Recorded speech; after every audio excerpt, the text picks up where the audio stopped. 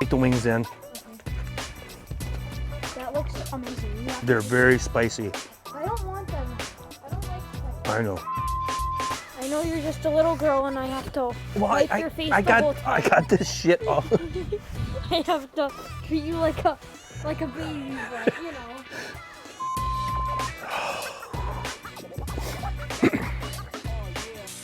I'm gonna need some beer.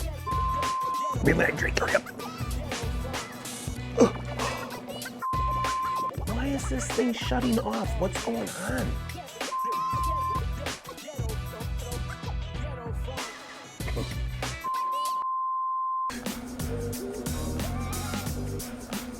That's one crazy bug. Well, it's the truth. Oh, I don't care. It's funny. I know. Everybody's pissed because I didn't give you the money shot of the brisket squirting all over the squeen. Squeen? Oh, yeah, squeen. You know, it's a squeen, Jeffrey. It's a squeen. And one great thing about cooking the ham in the, Jesus, or green bean cast. So much easier just to reheat it in a pit. Well, because you don't want to meese?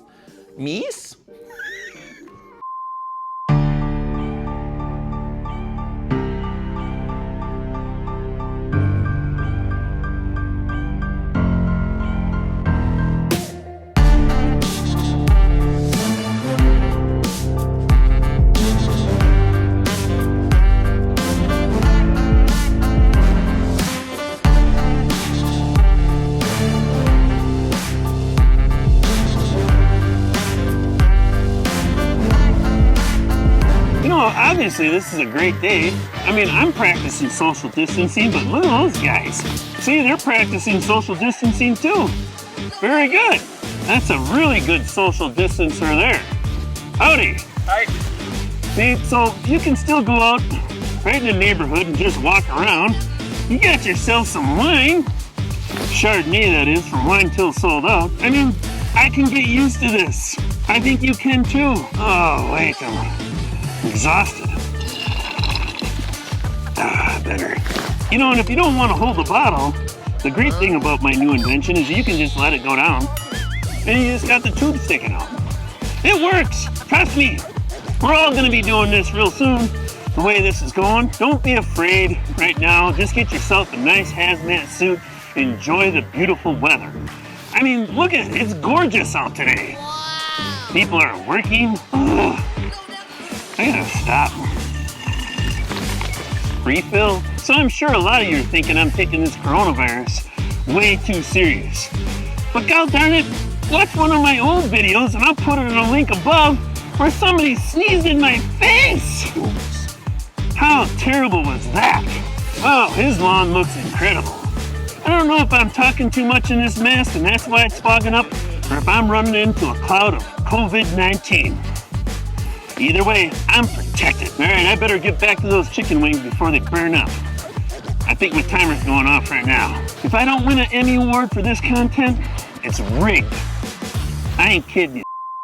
You know when you're cooking at night, the weirdest things pop in your head. Stuff like, there's a skeeter on my, knock it off. There's a skeeter on my, knock it off. There's a one, there's a dozen. You can hear the buzzing. There's a skeeter on my Peter, knock it off. You can sing along if you want to. We've all been there. Standing alone by our pits while it's raining, just praying we can light a match so we can have a fire. Our main goal in life is to be that husband, that dad, that hero that can provide our circle of life one incredible cook that will satisfy even the worst hunger for Q. So get ready. Ricer is here to bring you peace and end your struggles of failure. He is here to help you amplify your backyard barbecue fun. Oh, can somebody please tell me who wrote this crap? Welcome to Dead Broke BBQ's Tavern Talk. Now here's your host, Ricer. Hey everybody, how we doing tonight? Hey, well, I mean, I tell you, around here it's been like 66 degrees and like this light mist all day. So didn't really do a bunch of cooking today. I did another batch of picanha, to be honest with you. I did some on Friday and then ended up doing again another part of it today. So it was awesome. I bought two top sirloins, or top sirloin caps, or what we call it around, in the southern part of the area, you call it picanha. So what's going on, everybody? I did some ribs too. So what's everybody up to today? We have an incredible guest, a very, let's say, self-driven man that is on all different aspects of barbecue. I mean, I think he's got an answer for everything. Harry's going to be fantastic. Talked to him a little bit earlier today, and yeah, he's going to cook while we're talking, so that's going to be fun too. So I'll run through the chat real quick here. I said hello to a lot of you. I see Keith, you're in here. Keith Bevington, thank you, buddy. A former barfly himself for the Dead Broke BBQ Tavern talk. We got Dash in there, Steven and Jacqueline. We got Jeff. How you doing from Grill and Smoke Barbecue, buddy? How you doing? We got Rob from Beer Champ Barbecue. And I see we got Johnny Meggs in there. We got Smokin' Joe. How you doing, buddy? We got Terry from Madwood Barbecue. And we got our new barbecue. Hey, Richard, thanks for joining me, buddy. I appreciate it. I know you had some internet problems before, so I'm glad to see you in here. We got Rico. What's up, buddy? How you doing, man? Delana and Wally are in here. That's great. You guys are always awesome, and I love it that you always show up, so thank you very much. And we got Edward Dysky. How you doing, man? I haven't seen you. I don't know if I've seen you in the chat, so thanks for joining me, buddy. I appreciate it. Let's see, we got Victor. How you doing? All right, man, you caught in the live. I appreciate that. That's good. And I did say hello to Pickles earlier, and Greg from Behind the Barbecue. And let's see, we got, oh man, I can sit here. Jimmy Q. And then, I don't know, we got a couple other ones in here. But anyways, of course, Charlie was in here. Oh, you got Toby from In Your Mouth Barbecue too. So the tidy up from last week, the one and only Brian Horseman from Mad Horse Barbecue won the Sugar Daddy rub.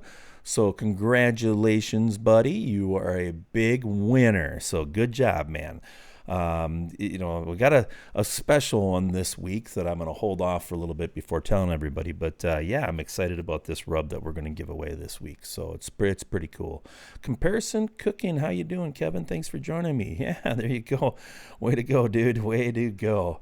Let me see. I got to open up my other chat window so I can share some of this stuff. But yeah, so Harry's going to come in here, and the thing about Harry, he's just so energetic, man, and he always is sharing his barbecue love, and I just really have always 100% enjoyed all of his videos that he does, because he's just a class act. And when you got a guy like that, it takes all of what he's doing very serious and professionally. It shows up on camera, and it shows up when he's doing his cooks, and just like when he was on Pitmasters and all that. And I know that most of you guys are very, very, very familiar with him, but man, what a champion. What a champion. I think he's got 1 billion trophies in his garage, which is unbelievable. But yeah, he's gonna be a treat tonight. So I just gotta find this now. Why can I not find my? Where are you? Where are you, little one? I don't want to hit that yet. Jesus, it never fails. Well, anyways, let's not waste time. I can while Harry's talking, we can certainly I can search through this and try to find it. So let's quit dinking around right here, and let's get Harry on.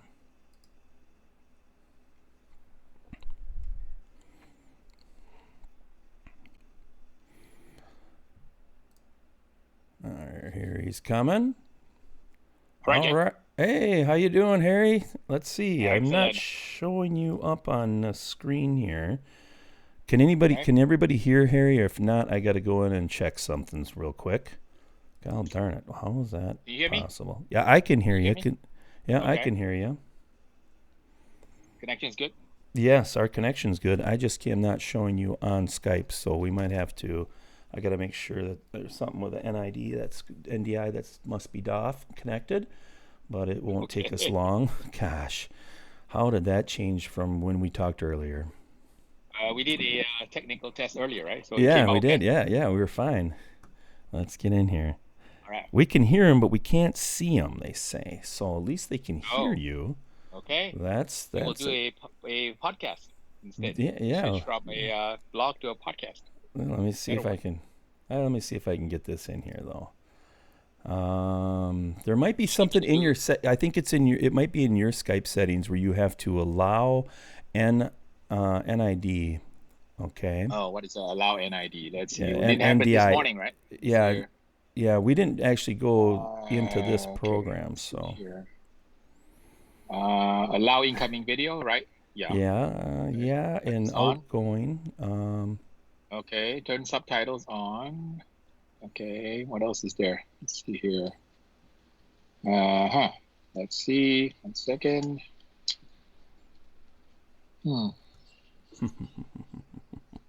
Okay, let's see here. Let me turn off my video off and on and see if that helps. Yeah. Okay, video off. Okay, video off. Yeah, you're not coming back through the show, so just let me see if there's something else. Okay, you gonna call me again? Yeah, no, let me just try something here real quick. Okay.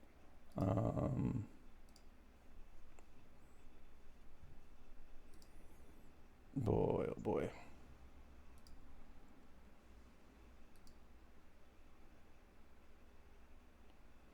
Yeah, it says that, so let me go here. There should be, I mean, everybody can hear you, so. Harry took a snapshot. I can see it on my end, Harry, but just not on yours.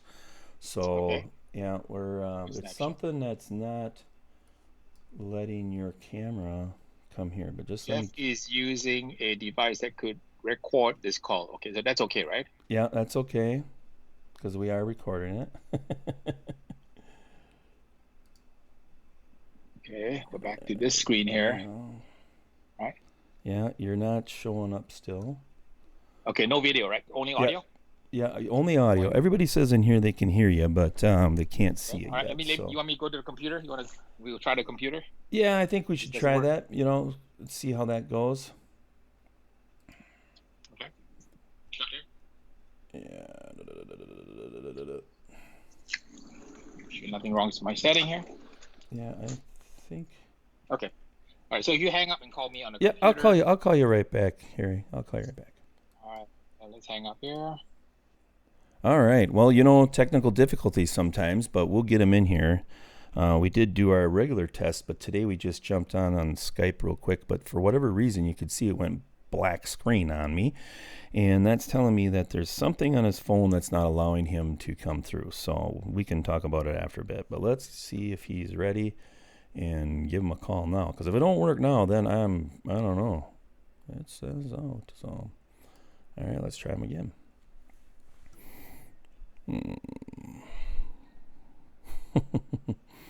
All right. Let's see here, Harry. There you are. Now you should be on. Now you're on. You hear me? I can hear you. Yep, I can hear you. Can everybody else hear him? Sound check. 1, 2, 3, 4. You can hear me, correct? You guys hear me? Yeah, I can hear you. Can you hear me? Yeah. Okay, good. The little attempt we tried with the phone didn't work. What could have gone wrong here? I don't know. I'm not sure. They said they can hear and see. We're good now. So, it's probably something in your phone setting that's not allowing it to display into this. I mean, I have other people that I've talked to before that's been on with a phone, but there might be something, just a little goofy setting in there, Harry. So, I know that 99% of the people that are in the chat are going to know who you are and know you well from all your different activities in barbecue. But why don't you go ahead and just introduce yourself real quick and give us a short rundown. Technically, I need to switch my headset. Let me okay. Yeah, go ahead, buddy. 1 second here, guys. Let me switch the headset from one to the other.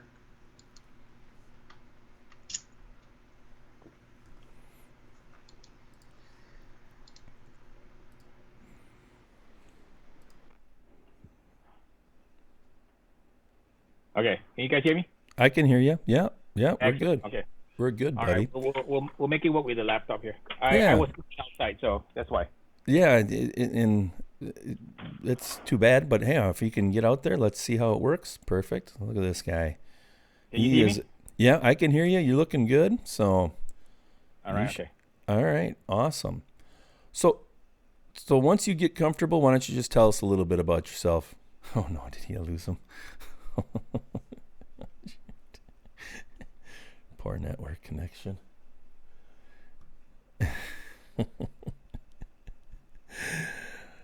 There you go. Now you're back on. There we are. Okay. All right. Okay. Here we go. All right. Did you guys see that? Yeah. Setting up a little indirect. So, yeah, we're gonna talk, and I'm shooting my video now. So I usually use my Sunday to shoot 3 episodes. So we're gonna be doing this thing. Do you guys know what this is?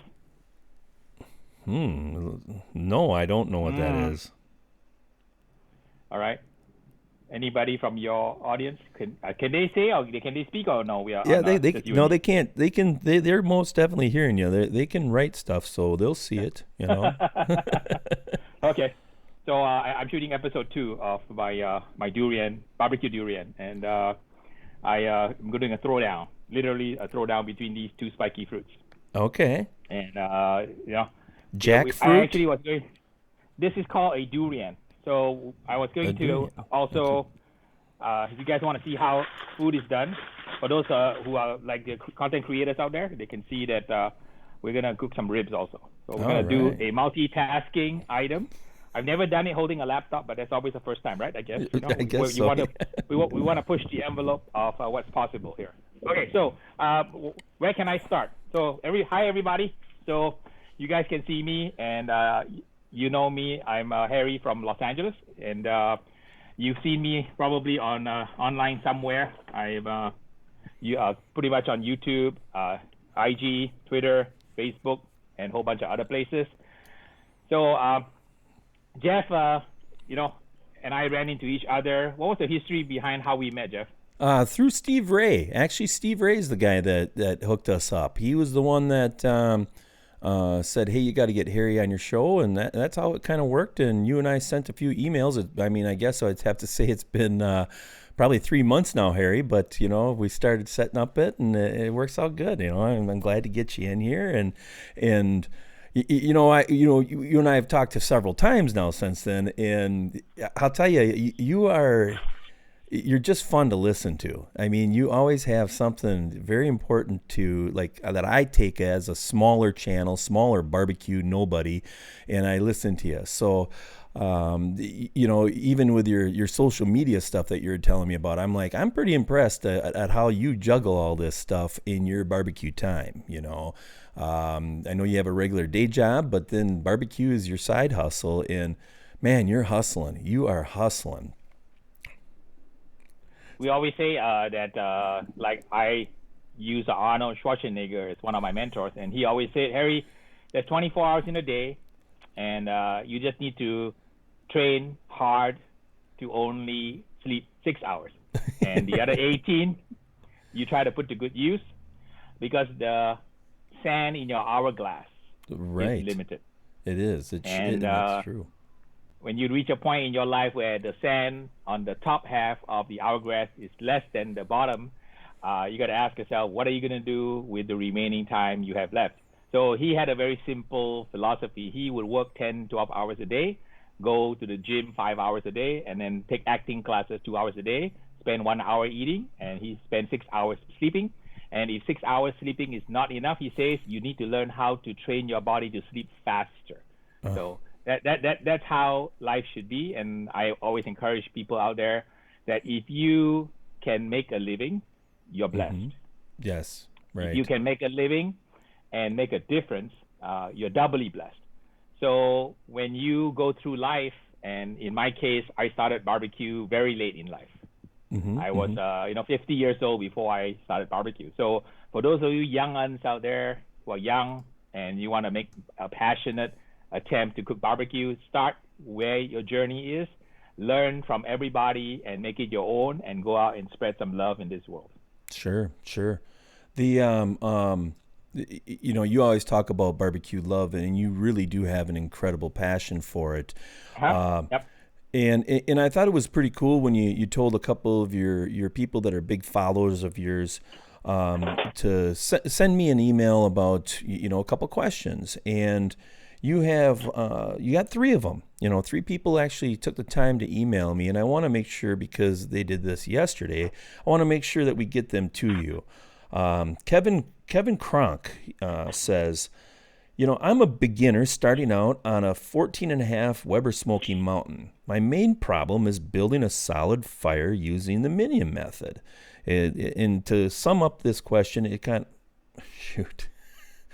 Okay. Did you hear? No, that's your Skype. You might be just on the edge of your Wi-Fi, but the so did you hear any of the question, Harry, or not? Did you hear any of the question? Something up.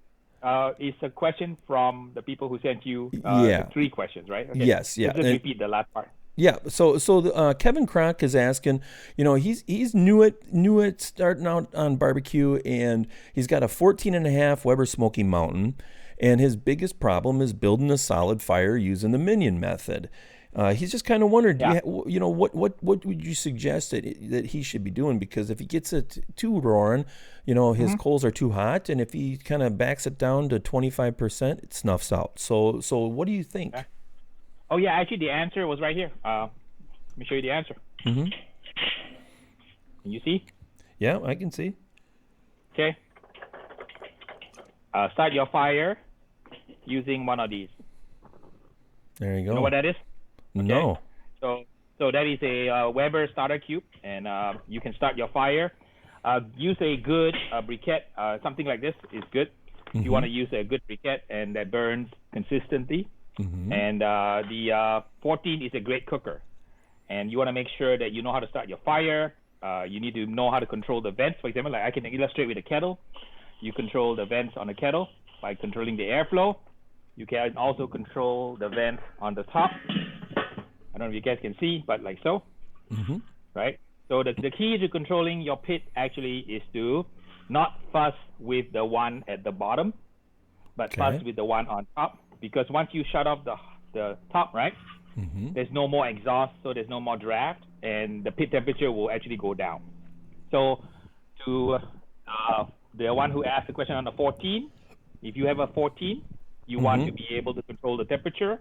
The control for your pit is achieved about here. About 2/3 of the control is actually on the exhaust due to the draft, and then 1/3 is the intake. Okay, so if you follow that guideline, you should be okay. Yeah, he says he is using jealous devil lump charcoal like your your bag there, but I think that was briquettes. But he is using that. So the other challenge also you have with new pits, you suffer from something called infrared reflectivity. That means that the inside of your pit is very shiny, and you guys know that heat is actually a form of electromagnetic radiation. It's called the infrared spectrum. So when you have a shiny inside of your new pit, it tends to reflect the light, and that reflection of the light causes the pit temperature to kind of spike. Sure. So when you have a seasoned Weber Smoky Mountain, doesn't matter if it's 14, 18, or 22, it will purr all day long at around 250-ish. So the pits are very well designed. They only work well when the insides are dulled, so you can cook a lot of scrap meat in it, or you can do what I do. When I cook a contest in another city and some kind soul buys a brand new WSM because they tell their wife, Harry's coming to town, he's going to cook a contest, I need to go buy a Weber Smoky Mountain. And actually 5 men across the country, including Hawaii, have been able to get their smokers through me because I was a visitor. They told their spouse, I need to spend $300 to go buy a pit because Harry's going to use it. So what I do is when I get there, the first thing I do is I wipe the inside of the dome and the barrel with basically pork fat that I buy in a tub, like a kind of a bar. Yeah. And that will dull the inside surface, and then it will cause the temperature to stabilize. Because when you cook on a brand new Weber Smoky Mountain, 99% of the time it's going to overheat. And a lot of people say, well, that's a lousy cooker because it doesn't cook well, it overtemps. That's because it's not yet been seasoned. So once you season it, it's a terrific, easy to use, very inexpensive cooker that's good enough to win many, many championships. Sure. And you know, he's kind of, I think he's just frustrated a little bit because, you know, there is that learning curve, but he's kind of following what you've told him here already. But hey, Okay. you know, maybe send a message to him. Have him call me. Have him have him email me. Or we'll take care of it. Okay, sounds good. We got another one here from Lawrence Bartos. He says, how long do you typically wait for your smoker to normalize to the desired cooking temp? In other words, how long beforehand do I start my smoker and expect those temperatures to reach the cooking temp? Thanks, Lawrence. Okay. Hey, Lawrence. So what I do is I do not wait for the pit to come up to temp. In fact, I will demo it right now for you since it's a live cook here. Right? We have my kettle here. Mm-hmm. It has not come up to temp yet. Mm-hmm. Right. So here's my mangalista pork.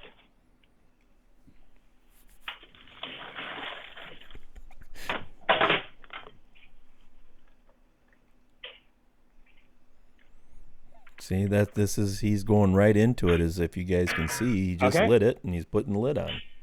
Yep. And I put the meat on, and it's right in the middle. I have a hot zone. I have a hot zone here and a hot zone here, and unfortunately the one side is not yet lit. So hang on a second here. Little snafu here. Hang on. You're okay. Yeah, there you go. Now that's a fire.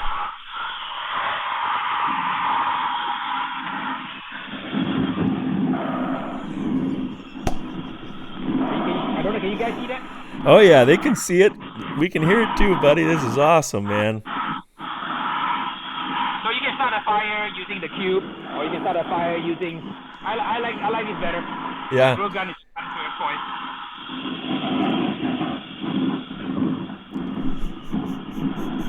All right. So I was saying. So what you want to do is, I put the meat right on. I do not wait for it to be ready. Okay. Sure. All right. Okay. I'll let you. Go ahead. Keep going. Well, you know, I actually just got one of them from Bob Healy. So I just got myself. It's a really neat thing. I just got a little 1-pounder can for it today. So I'm excited to use that. All right. There you go. So, all right, now you might not be able to hear this one, but let's get to the last one. It's Tim Vanderspol. Okay, he has a question for you. I want to get into competition barbecue in a couple years, and what to use? And he wants to use a Smoky Mountain 22. Okay, I have used Kingsford charcoal up to this point, but I see that you're using the Red Devil. The Jealous Devil. Seems like you prefer lump over briquettes. Can you explain why? Okay, so it's a 3-hour argument and Jerry Springer fist fight. Cook with what you have and love what you cook. Don't worry so much about all these different fields. You want to master how to cook first. Mm-hmm. The fuel is not that important. So whether you use Kingsford briquettes, use Jealous Devil, just use whatever suits your style and your budget. Right. What's more important is to pick the right meat, have good seasonings. Number 3, learning how to draft your pit. For those of you who are not aware what drafting is the convection airflow in your pit. The best barbecue is accomplished by having sufficient airflow flowing over your meat. That is the secret to good barbecue. So you need to learn how to draft your pit, and every pit drafts differently. You also then need to add the 4th component, which is the smoke and wood.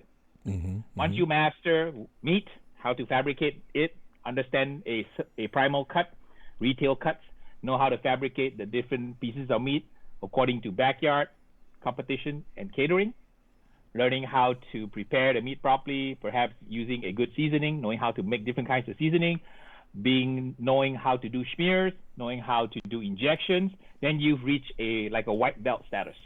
Okay, sure. You want to move a little bit? Yeah, then you want to move into a little bit like understanding your pit, how to get the most out of your pit. There is no such thing as a bad pit. There is only such thing as a bad pit master.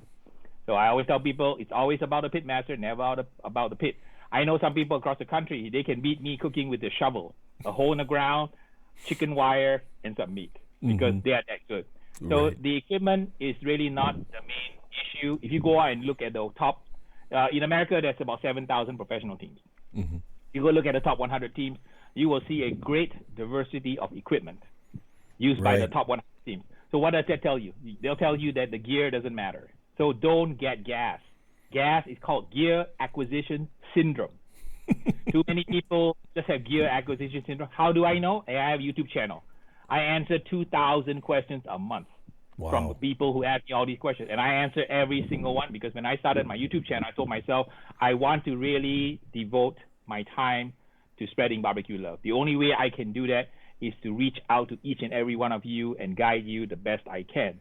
I get a lot of arcane questions. You know, hey, my washer is 1/4 inch to the left. How will this affect my cook? Who cares, right? Go out and cook. So I always admonish people, right? The first thing you need to do is lock away your thermometer, lock away your watch in the drawer. Do not take out your watch on your thermometer. Use some of the techniques I taught you. Cook until the crust sets.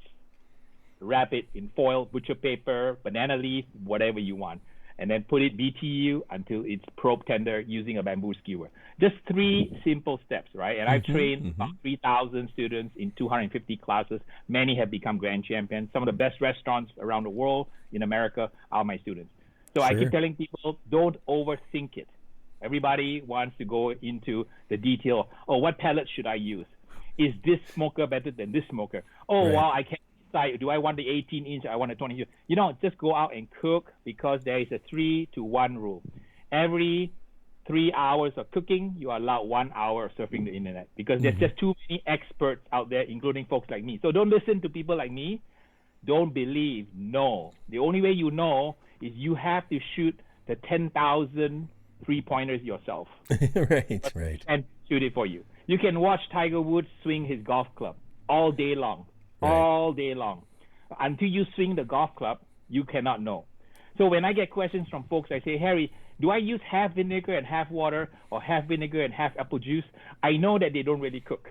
All they're doing is surfing the internet all day long, looking at different forums, looking at different experts, and then try to create, quote-unquote, controversy over different techniques. When really all you should do is just go out and cook, have fun, enjoy the outdoors like I am, and get your experience so that you don't believe, you know.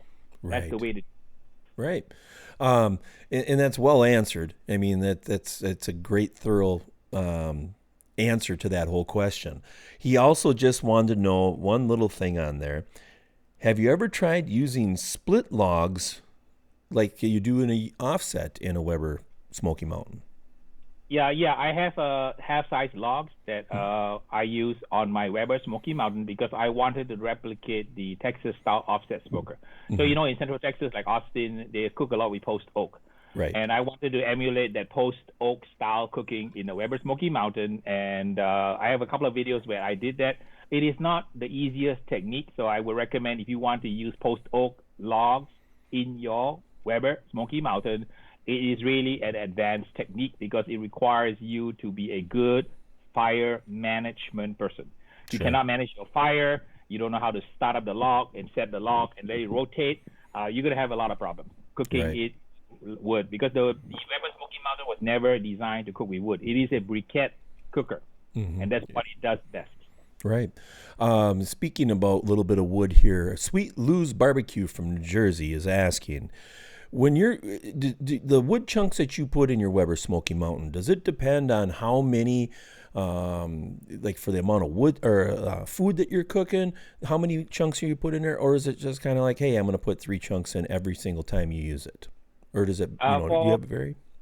For long haul meats, my standard routine is 4 and 4, 8 chunks. 8 chunks, and, okay. If I cook ribs, it's 3 and 3. So I like to mix the wood.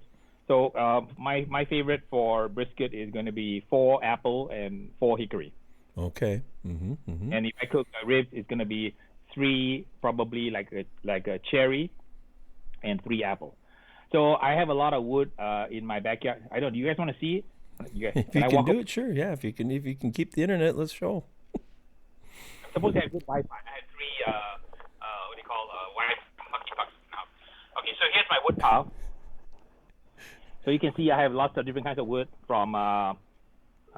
There we go. Oh. Yep, there you go. You're on now. Yep. See, okay, citrus. You can see I have some citrus wood. I have alder. We have apple, pecan, cherry. So all this wood comes from my student Patty, from the woodshed in Orange County, Sharp's Gourmet Cooking Wood. And in terms of pellets, you can. I like GMG pellets. So I have a fruit pellet and I have a gold blend pellet here. So these work. So again, don't worry so much about the wood. Just use some good wood. Now, when you buy wood, right? If you really want to go into the detail, this wood should not have any bark.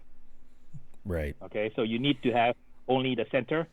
Don't get the wood with bark. And if you can, get the wood that has been aged. So the amount of moisture in your wood is going to be 14%. That's ideal. So if you can get a wood person to age it for you, that's even better. You want to age it about 6 to 9 months to get 14% of moisture. The way you tell, you buy a moisture meter. I don't have one with me right now, but you use a moisture meter to test the moisture in the wood. 14% is about right. And then make sure that you can also, like here, these are the half logs I told you about. This is post oak. These are the half logs that go into the 22. Like this one here.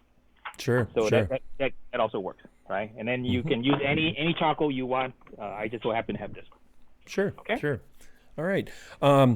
Russ from Smoky Ribs Barbecue is asking, what are you using the alderwood for? I'll wait for you to hook back up. Are you there? Did you hear me, Harry? There you go. Okay. All right. I know what's happened.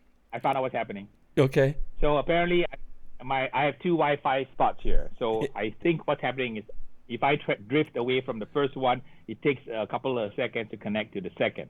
Sure. So that's probably sure. what's causing this out. You're good. So Okay, so please repeat the question. yeah. Russ from Smoky Ribs Barbecue was on the show last week. He's asking, what are you using that alderwood for? Is he primarily uses it for fish, but he's wondering what you're using it on.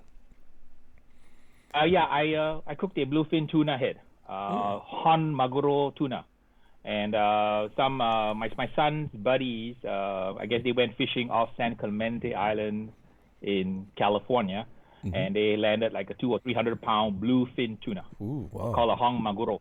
So they gave me the whole tuna head. The head itself was 50 pounds. So when I cook fish, I find alderwood is really good for seafood. Sure. Yeah. And that's what he's using it for too. So, let's see. What do we had? Another one in here from the chat, and it's there. The chat's moving pretty quick, Harry. So I'm going to try to catch a few. But one thing that I wanted to make sure that I asked you about was the pitfalls and the myths of starting your barbecue catering business. Let's talk a little bit about caterers, because I know I got a few of them in here. I mean, is it as simple as it looks, or what do we got to do? Okay, so as in any business, you need to ask yourself 3 honest questions. Question number 1, can you make it? Can you make the barbecue? Is it going to be, something you can produce? Because cooking 100 briskets a night, it's not the same as you in your backyard cooking 2 briskets. Right? Number 2 is, will people buy it? What kind of marketing, sales, and customer retention strategy do you have? And number 3, which is the one that people never ask that question, can you make a profit? A lot of folks that I've counseled through their barbecue business, and I've helped people start barbecue businesses, teaching them how to set up a restaurant, how to set up the menu, how to calculate labor costs, standard costs, and so on. They fail to ask themselves these 3 questions. They even fail to write it down. So you got to write down your business plan, and you have to be brutally honest with yourself. Can you make it? Right. Number 2, will people buy it? And number 3, can you make a profit? A lot of times, right, at the end, they work 16-hour days, 7 days a week, and they're barely breaking even. And you ask yourself, you put in 80 hours of labor into your business, right, and you made $300. So stop and think. If you take $300, right, divided by 80 hours, you're working at about cents per hour. Yeah, so right. Again, you gotta ask. If you do barbecue, you have to do it because of your passion. It is not a get rich quick scheme. Even famous Dave Raymond from Famous Dave, he attended my class, and he was telling me he owns 300 restaurants. And he tells me, yes, Harry, you're absolutely right. It is a hard business. Because in a normal restaurant, right, you take that burrito and you toss it in the fryer and you sell it for chimichanga in 8 minutes. In a piece of barbecue, you cook your brisket for God knows 14, 15 hours. Right. That's why you have to sell your brisket at $22 a pound. And when the user balks, right, you got to tell the user this is not the same as the taco man. So when I have a catering business on the side, so I have a catering partner I work with. Yep. And he and I, whenever we bid a job, we always ask the question, who are you bidding us against?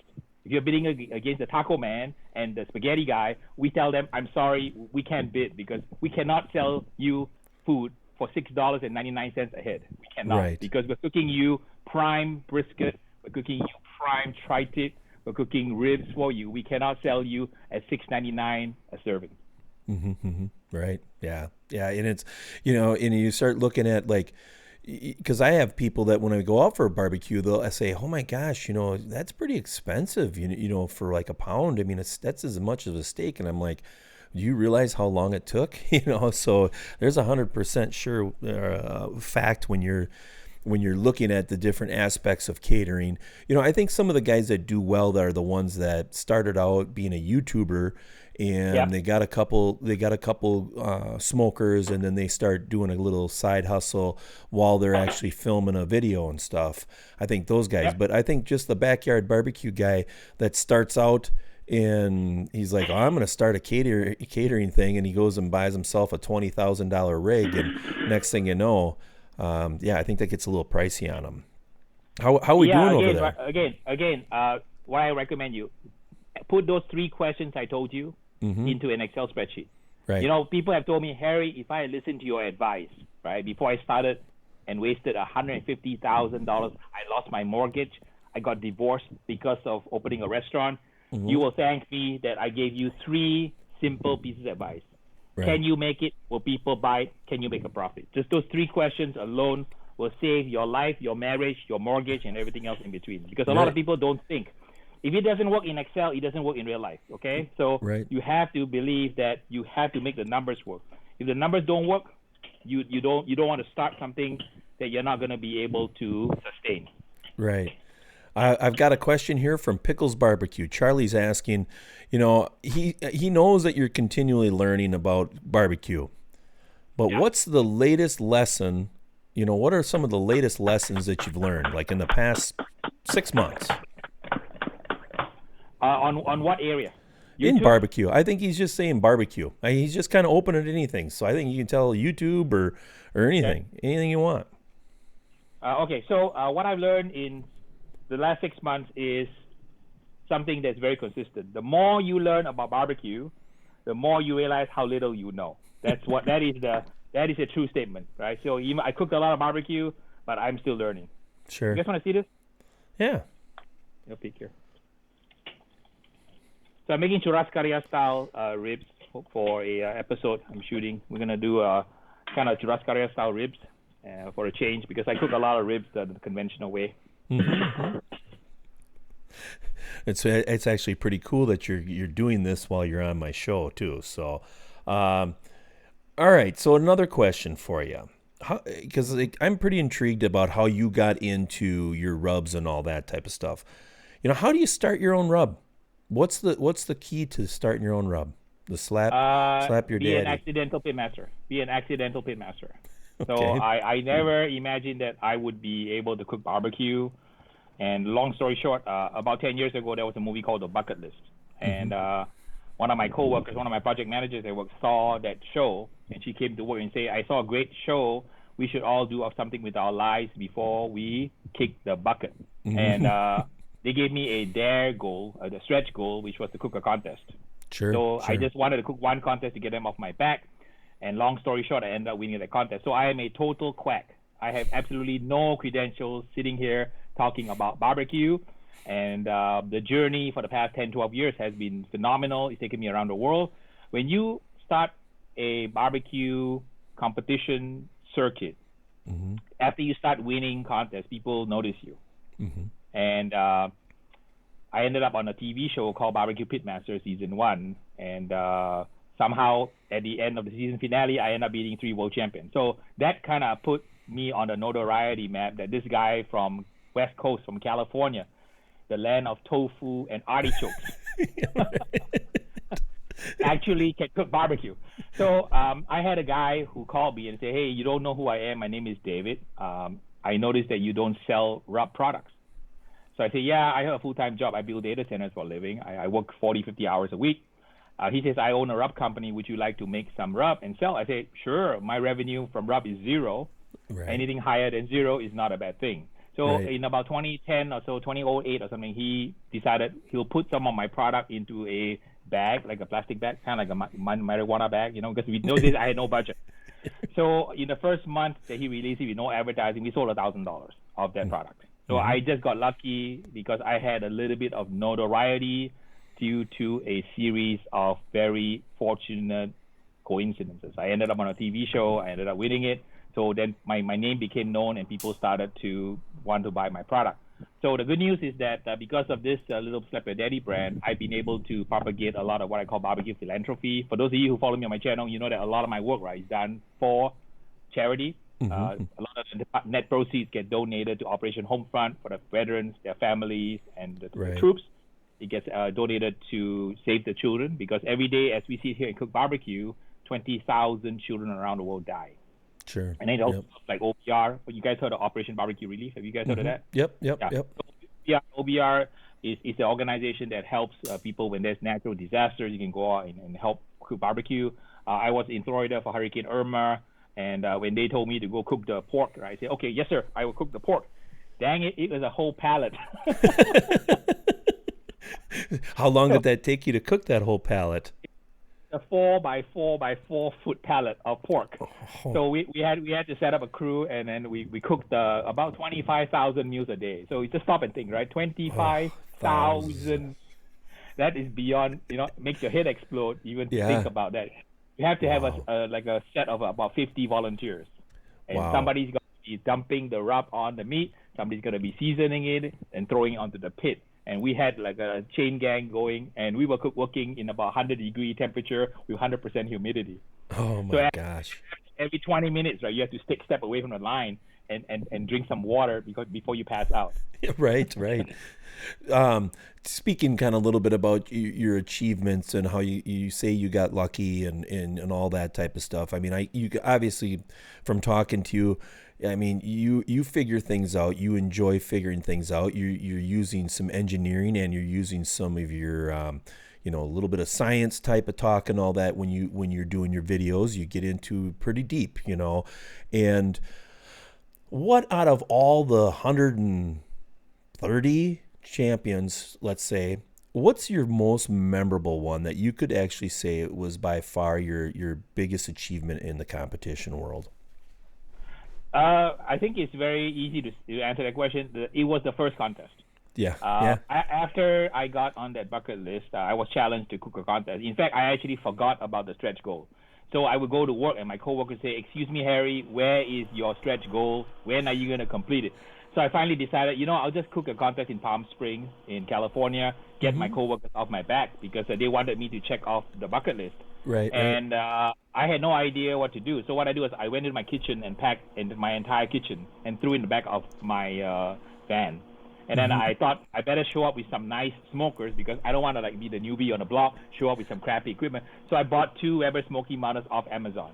So they arrived on Wednesday. I drove it out on Friday to a contest. And I had no idea what I was doing. I had all these teams, right, with all this equipment and satellite dish and nice shirts and hats and everything. And I thought, what am I doing here? I just need to cook it, get last, and then go home and cross it off my list as done. So when they called me up on stage, that was the most surprising moment in my life. I had no idea that any food that I cooked was good, because they always say if you cook barbecue and you feed your family and friends, if the food is free and the beer is free, what are they going to say? They're going to say, this is the best Q I've ever eaten in my life. Right? Exactly. Right. Well, and it's amazing. I mean, I bet you had a bunch of those long old trailers and those satellite dish campers and all that. They're just kind of looking, who the heck is this guy? So yeah, that's a fascinating story. Yeah, and then the price tag on his smokers haven't been removed yet, so he's showing up with new equipment. So it was a total, accident, because if I had not won that day, right, I would have gone home, right? I would have gone home and say, hey, bucket list done. Harry, move on to the next fun thing to do. Learn how to ride motorcycles or something. I don't know, play a guitar. But that was one of those weird moments. And then the second weird moment was when I was cooking a contest in Fairfield. Fairfield is towards San Francisco, near Sacramento. So at about 12:25, in the middle of a contest, right? Rib is 12:30. The rib entry is at 12:30. At 12:25, my phone rings. And I pick up my phone and say, hello? Then the guy says, hi, you don't know who I am, but I'm a TV producer. And I would like to sign you up for a TV show. So you know what I did? I said, yeah. And I hung up because I thought it was one of my competitors pranking me. Trying to get me DQ. Right? So on the drive home from Northern California, it's a 5-hour drive home. I look at my partner and say, hey, Mark, I thought I had a dream yesterday. In the middle of the rib cook, somebody calls me and say he's some TV producer. So I picked up my phone, and there was a 212 area code, and I called the guy back, and his name is John Marcus. He produced the Cosby Show. Sure. He's the producer who produced season 1 of BBQ Pitmaster. Exactly. So guess what? I didn't know what to do. I ran to work on Monday and say, look at what you guys did to me. I go into a bucket list, and all of a sudden this guy calls me and he wants to put me in a damn TV show. What the hell do I do?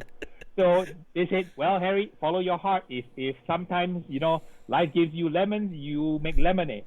So I thought to myself, I had never been on TV. I would not know what to do or say. And then on Tuesday, a pile of paper that thick came from Discovery Channel, which was a contract.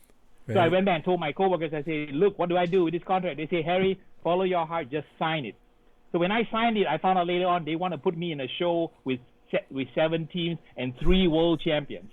So I thought to myself, what did I get myself into? I'm going to get a sand kicked in my face by all these world champions. I'm just a nobody coming from California. So the reason I tell you this story is because I want you guys out there to be courageous. Right. Be brave. When life gives you, be brave. When life gives you an opportunity, don't always think it's about you, because sometimes when the fork in the road drifts, you have to follow your heart and ask your heart, what should you do? Right? Right. So, exactly. In life, right, you use your brain, your noggin, to analyze things. But sometimes in life, you have to turn down the volume control of your brain, turn up the volume control of your heart and your instinct, and let the volume control of your heart drive you in your life decisions. Right. For example, if you go out and say, should I get married? That's the wrong question. You should not get married. Because if you have to ask, then you are with the wrong person. Okay? So it comes from the heart. So when I cook barbecue, I have a lot of loyal followers, because my followers know that I'm cooking from the heart. I really want to teach you everything I know, nothing held back. Right. Nothing held back. I just give you everything I know. And people always say, Harry, but you teach classes and you give away your secrets on YouTube. Won't the two conflict each other? I say there never will be, because love is not a pie where if you take a slice, a less is available for other people. Love is an unlimited pie. The more you take, the more it grows. Does it make sense? It's like a boomerang love. Yeah. So a lot of people, I want to encourage people who are out there watching this clip, that when you go out and you share your talent, after you make a living, learn to make a difference. And if you have a skill that the world needs, a skill that can help spread more love, kindness, compassion, respect, understanding, and tolerance, this is really what your life is about, because you want to use the sand in the hourglass to help other people and to make the world a better place. Sure. Right. Exactly. When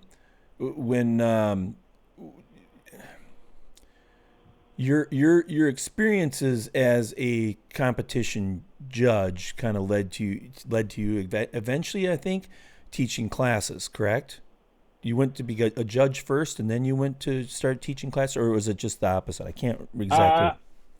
yeah, it's kind of a parallel track. So judging and competition are kind of running on parallel track. So I always tell people, if you want to be a competitor, go take a judging class. Because you need to know the standards by which you are needs to be judged. So I started teaching classes by accident because my coworkers, I work in downtown LA and there's 1,000 people in the building. Right. So people started to taste my barbecue because I would serve it during the African American fundraisers. Because my assistant is African American. So I would cook the barbecue and then Janice would sell it for charity at work. And then when all my soul brothers and sisters come through the line, they would always think that Janice cooked the barbecue. I would be standing behind the line because they could not imagine that this Asian dude here is cooking all this wonderful Southern style barbecue, brisket and ribs and so on. So the idea is that, you got to learn how to leverage your skills, for the better good of everyone. Are you doing, how many, are you still teaching right now? I mean, I teach. I've been teaching for 12 years, and on the average, the classes are full, and there's a waiting list. I do about 1 or 2 classes a month. Okay. Right? Oh, wow. You are. I'm probably one of the most prolific instructors. I've taught about 250, 300 classes, but with the COVID pandemic, it's put a kibosh on it. But what I've done is I'm very creative. I started to experiment with Zoom classes. Oh, so nice. based on my YouTube, viewer recommendation, I started a Patreon site. Because people wanted me to do special videos. They wanted to get tech support. So they wanted to call me and talk to me. So because of the suggestions from the YouTube audience, I created a Patreon site.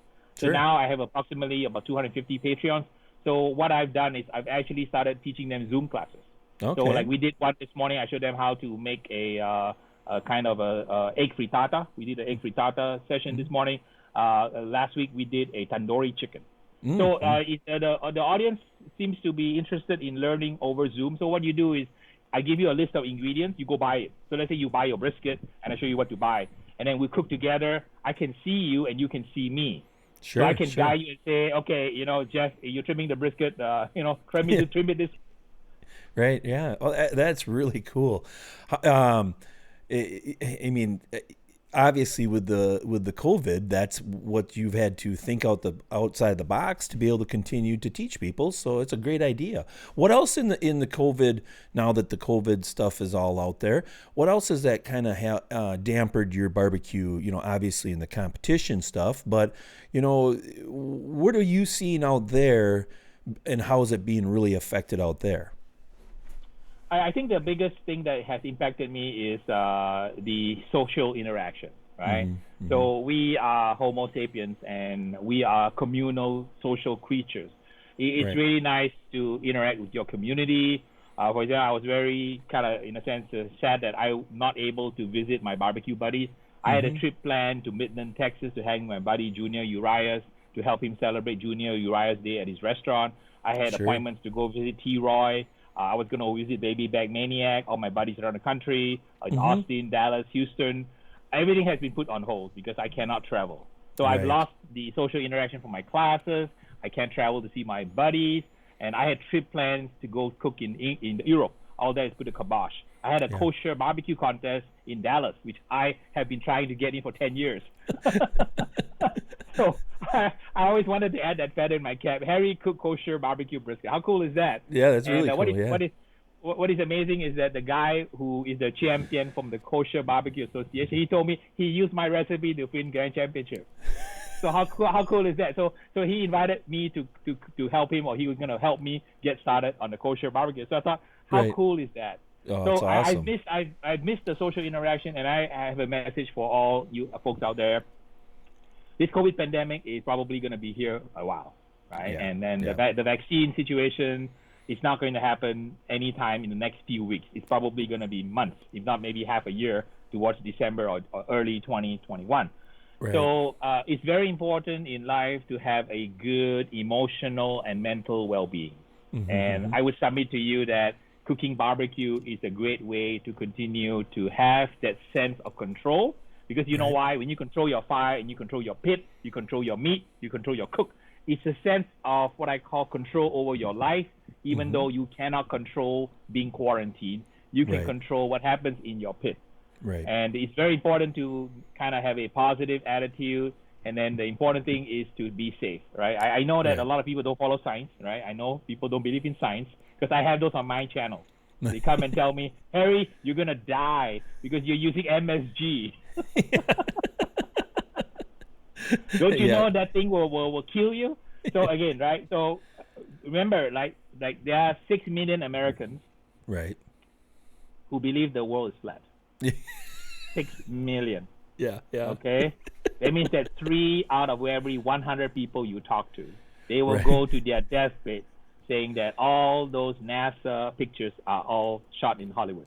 Right. Because yeah. the world is really flat. So again, what I've learned through being on YouTube is that the 6% are always there. You wish them well. Right. And you cannot change the way they think and what they believe. Right. But please, I want to put a shout out is that please, practice social distancing and wear a mask. Yes. And Yep. understand that this is not a hoax. It is real. People are dying to the tune of what? I lost track, right? 150, 60,000 people are dead now. So I want to admonish your viewers, please be safe. Be safe. Yeah, and I think the majority of everybody is kind of practicing, social distancing and all that. I wish it would be. My only thing is I wish everything was the same, because some places it's this way, some places that way. So it gets confusing as just a regular human being trying to do things, but. It all depends on the areas that you're from and all that too. I mean, everybody's rules are different. But what have you been doing to keep yourself like barbecue happy that you can't really go? I know you got your Zoom stuff, but what else for your own sanity that you're not able to travel and all that? What are you doing? Are you like investigating new recipes or trying to get into more, like what is the process of you coming up with a new recipe or a new way of cooking style? What are you doing to help yourself out, let's say? I think it's important to, number one, have fun. Number two, be yourself. And number three, continue to grow. So I've been cooking American style barbecue for a while. I've been using this quarantine hiatus to learn more about the cultures and the cooking styles from around the world. Right. And that is actually helping me understand and appreciate the diversity in our different traditions, our different belief system, and even how we approach cooking food. As you probably are aware, right? Many people who come to my channel may not know who I am, and they say, "Well, who are you to tell me how to cook barbecue? You did it wrong. This is the proper way." And part of the idea that I have is to educate people through barbecue that there's many ways to get to the top of the mountain.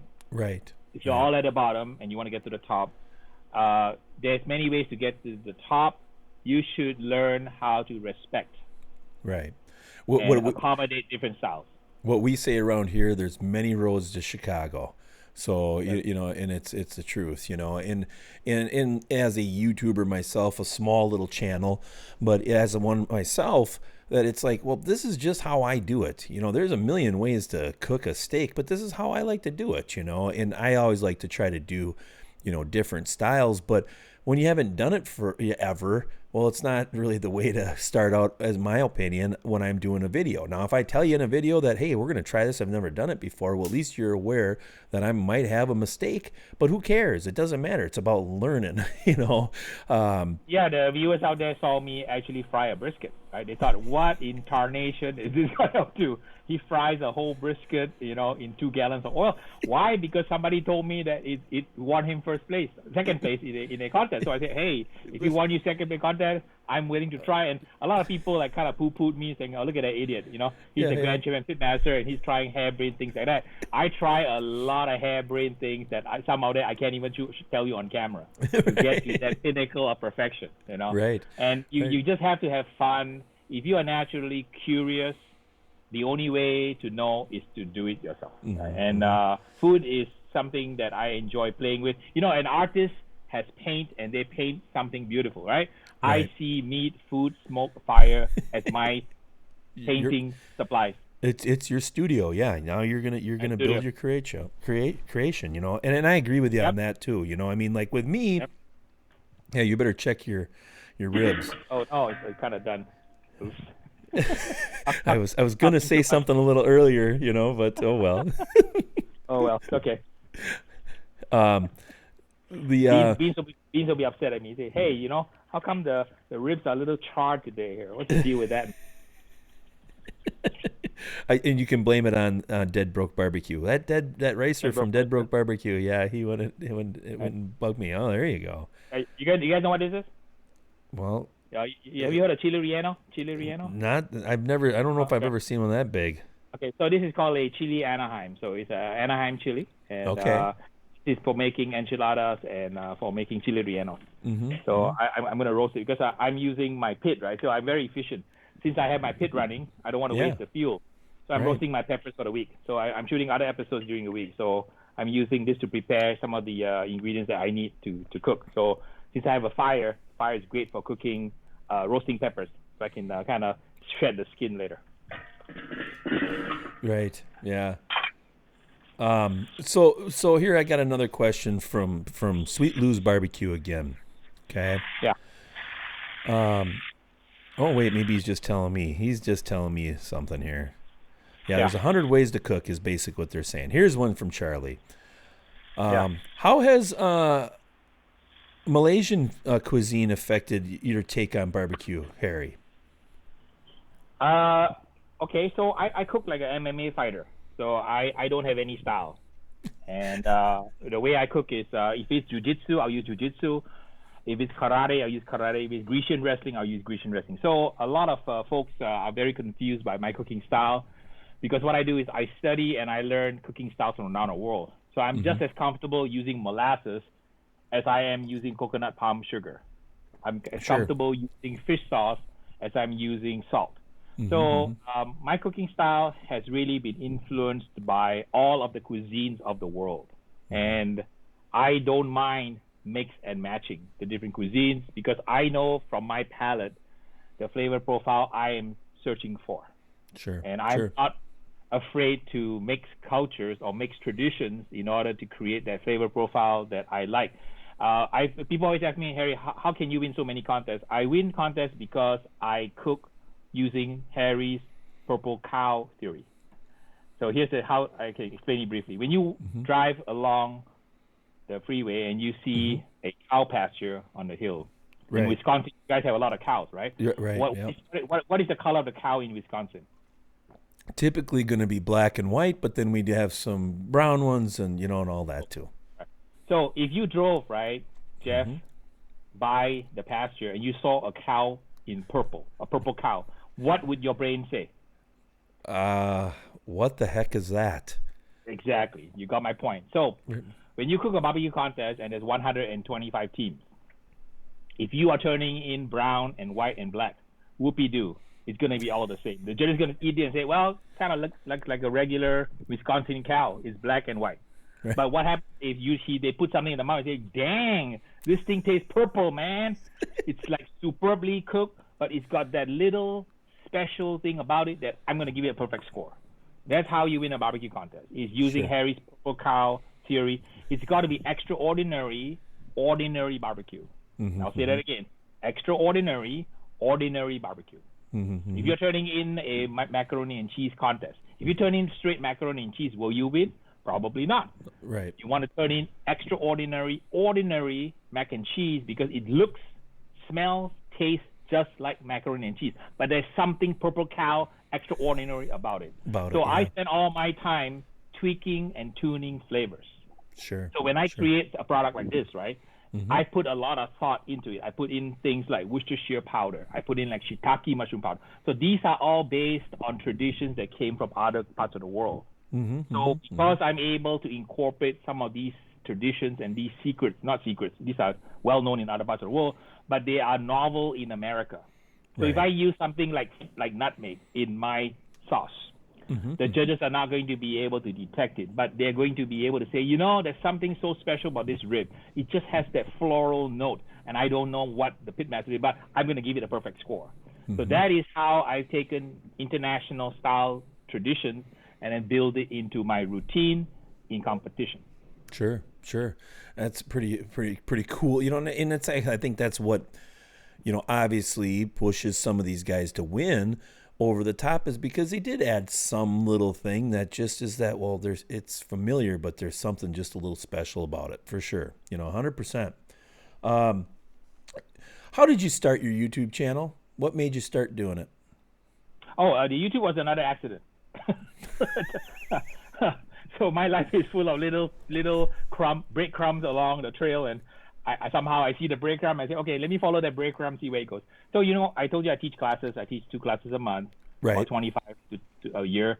So I had a student. His name was Ricky Tran. So Ricky runs a YouTube channel. It's called Perfection. It's a knife sharpening channel. Okay. So Ricky saw me in class, right, cutting the meat, and he said, "Dang, you know, you obviously don't know how to sharpen knives."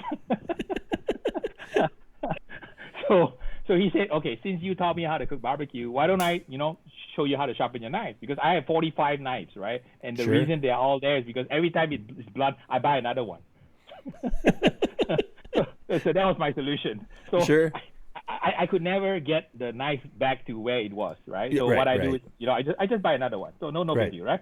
So I have all these 40, 50 knives in my drawer. So he says, "Harry, why don't you bring some knives over to my place?" He lives in Los Angeles at that point in time. He's moved to Sacramento now. Okay. So he said, "Hey, you know, I'll teach you how to sharpen knives since you taught me how to cook barbecue." So I said, fine. So I brought a few of my knives to his house, and then he had cameras there. So I say, "Oh, okay. So why are there cameras?" He said, "You know, I have a YouTube channel. It's a very tiny little channel. Perfection in those days was very small." Sure. And he said, "Are you okay if I turn the camera on?" I say, "Okay, sure, turn it on. Who wants to watch 2 guys sharpening knives, right?" So we sharpened knives for like 2 hours, and he had 70,000 views. I thought, wow, are you insane? Sharpening knives have 70,000 people who watch us sharpen knives. Right. So I thought, he said, "Harry, you cook a lot, and then what you teach is really useful. Why don't you consider putting some of your footage on YouTube?" So I say, "Well, you know, I don't have those fancy cameras that you have, a $5,000 camera and a $5,000 lens and $3,000 light. I just have my cell phone." He says, "No, just take your cell phone, shoot some clips, and put it on YouTube and see what happens." So I said, "Okay, what have I got to lose? I got a cell phone camera, and it doesn't cost me to shoot the thing." So I started putting out some of what I did in my backyard, and, you know, lo and behold, the thing just took off. And I was just amazed that there is such a void of good information on how to cook. A lot of people follow these recipes on the internet, and the people who put out the videos are well-intentioned. But I have to say, there are quite a few I've seen who have no idea what they're doing. They have absolutely zero idea. They're doing something that they feels right. That's not really supported by science and not really vetted in the most brutal way to vet a method, which is competition. Right? I don't know if your audience knows that in competition, it's double blind. Have you told them that, Jeff? No. Okay, cool. So if you don't know, right, I need to kind of stop here and segue into this. When you cook in a contest, you get a styrofoam box. Oh, yeah. You get box. Yeah. So Jeff, I'm the official. I hand you a box. The box says Jeff has box number 27. Sure. You cook your food and you put it into box number 27. When you give it back to me later on, I'm the official at the judging, right? I will change your box 27 to box 401. Then I take that box of yours and I go behind a curtain and I give it to 6 strangers at the table. Sure. And they will judge box 401. You have no idea that you became box 401. The judges had no idea that box 401 is actually you. Right. Yeah. At the end of the day, when they publish the scores, only the computer knows that, you know, the 2 boxes are linked. Sure. So when you go on stage and you collect your award that day, you won it fair and square because 24 strangers ate your food. There's 6 judges in the table, 6 judges for chicken, 6 for ribs, 6 for pork, and 6 for brisket. So when you win the highest points and grand champion that day, that means that 24 strangers ate your food, and they judge you to be the best. So if you are judged under those kinds of conditions, your recipes must be pretty decent. Sure. Right? So when I cook for myself, you saw me cooking ribs. That's how I like to eat my ribs. I don't even go to do that whole honey and parquet and all that malarkey, low and slow for 5 hours. I grill my ribs churrascaria style because I like it gnarly, and tough. Okay. So that style of barbecue would never work in a contest. So what I want you to go away with is always cook what you love and love what you cook. That is the best advice to give your viewers today. And that's 100% true. And that's where, like, when I see people do different things than I do, I'm not knocking them because they like it. You know, I mean, there's nothing wrong with people cooking different. And that's kind of the beauty of barbecue, in my opinion. And barbecue is very regional. You know that.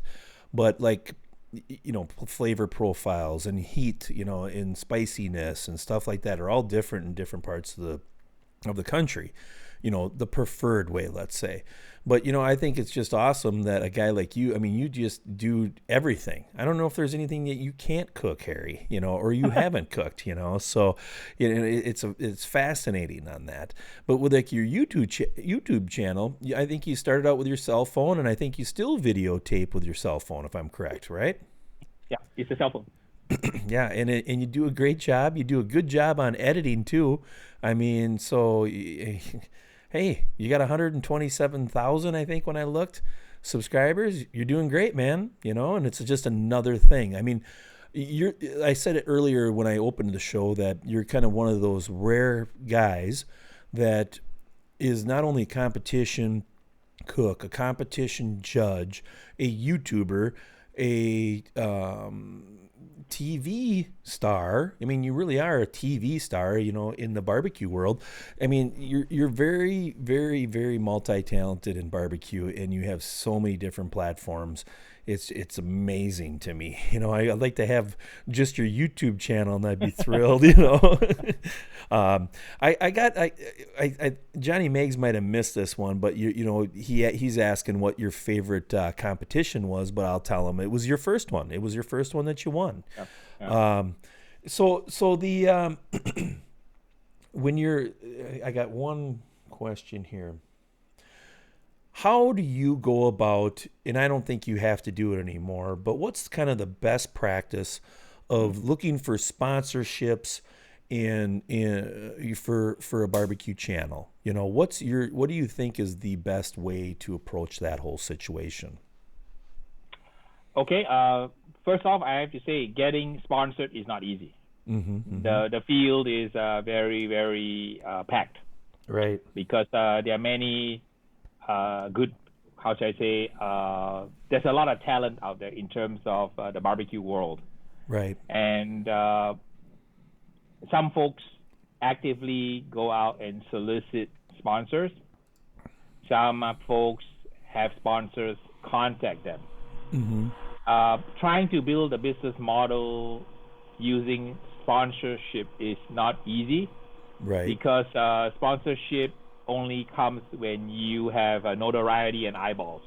Mm-hmm, mm-hmm. You don't have a reputation and eyeballs, and you are not the right look and fit, then you're not going to be able to land a sponsor. So my advice to folks who are looking for sponsors is always ask yourself the question, right? Mm-hmm. When you try to approach sponsors, never tell them how many grand championships you've won. Right, right. Don't tell them how many TV shows you've been on. Mm-hmm. Give them information that will be helpful in terms of metrics, mm-hmm. and give them a business proposition. So sure. don't approach a sponsor and say, I'm so great, I'm holier than thou, and I can cook the socks off it. Don't approach a sponsor that way. Approach a sponsor with a business case as how you can add value, right? Not who you are. Right. And never tell them that I'm so great in the world because I won all these awards and I got these $10,000 checks in my card. They're gonna say whoopee doo. Right. That's not helpful. Right. So a lot of times the relationship that you have with your sponsor also is something that you have to evaluate. For example, I review equipment in my channel. So I'm very careful to tell people if the manufacturer gave me the equipment. I want to be able to tell people that, hey, you know, I got sponsored, and I can say that did not cloud my opinion. Right. But most people may beg to differ. Yeah. I'll give you an example, right? Like I took a lot of shit for the Weber smoke fire, Yeah. right? Because I cooked on it and I liked it. Yeah. And people accuse me of being a shill for Weber. And I tell them, I can show you the Amazon receipt. I bought it myself. Right. But Right. it's all lost in translation because Yeah. all people think about is I'm some kind of Weber shill. And I have to tell them, go pound sand, stick the rib in your ear. And I don't care if the rib has sauce in it. Okay? Go stick it in your ear. Right. Speaking of ribs. So that's what I would advise people is when you have sponsorship, it's a dual-edged sword. Sure. If you want to speak for somebody, it's very good. I encourage people to help others. I've helped many companies start up their product, and I don't ask for anything. I just help them. Like Bob Healy on the grill gun. Yeah, He sent me the grill gun. I used it. I loved it, and I showed it on all my videos. And he told me, Harry, so thank you so much for putting it out on your channel because it reached a lot of people. He sold a lot of those grill guns. So what I try to do is I always believe that a little boomerang of barbecue love that you can toss out to the universe and help another person, it will come back and hit you on the side of the head way bigger than you can possibly imagine. Right. And actually, Bob told me that about you, to be honest with you. He told me that. Oh, okay. Yeah, Bob said, Harry, I can't give him anything. He didn't want nothing. So he just wanted to help me, and he helped me a lot. And obviously, with your channel size, you did help him a lot. Do you have to check on on your grill? Oh, he just maybe lost him here again.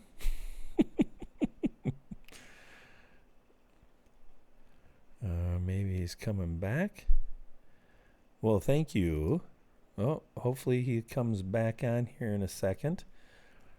I told you, bring your notepads, because if you want to get information about stuff, Harry's got it. Let's see, maybe. Wonder if he picked up.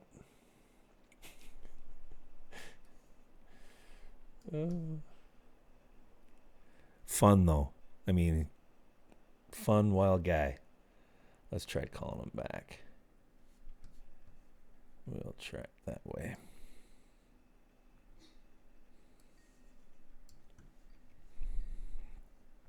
And thank you to everybody that gave me a super chat. Awesome, highly, it's incredibly appreciated. I really. Oh, he's not answering. Shoot. He'll call us back. Oh, wait. Yeah, he's unavailable right now. So I think he lost his internet connection. God darn it. But thank you, everybody.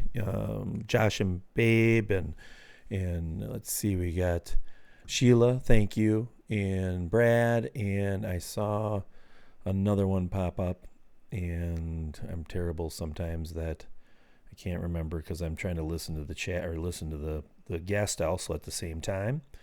Well, let's see. I saw another one. Sorry. Just can't think of it right now. But yeah, it's pretty crazy to see Harry do a cook here.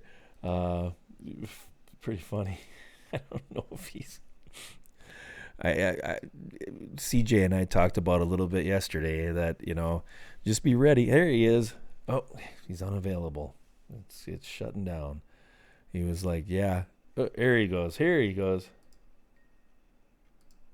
All right, Harry. I think we got you back. There you are. You're back now. Can you hear me? I got you, man. I got you. So this is my cell phone because my laptop cracked up. Oh, well, now it's working on your cell phone. So, all right. Well, now we're back to that, working on that. Great. Okay, hang on. Let me switch my Bluetooth 1 second here. Sure. Phone here. 1 second. Did you check your ribs, by the way, too? I think I paid my internet bill, so. Yeah, right.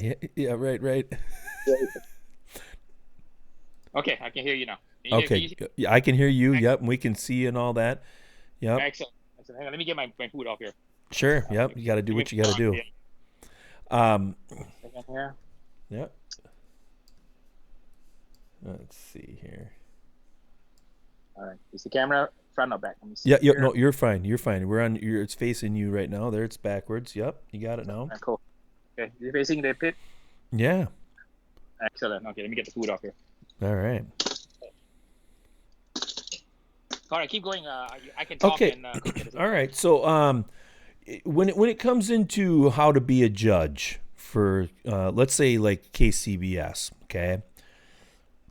what's your best suggestion for a lot of people that actually want to become a judge? You know, what become a judge?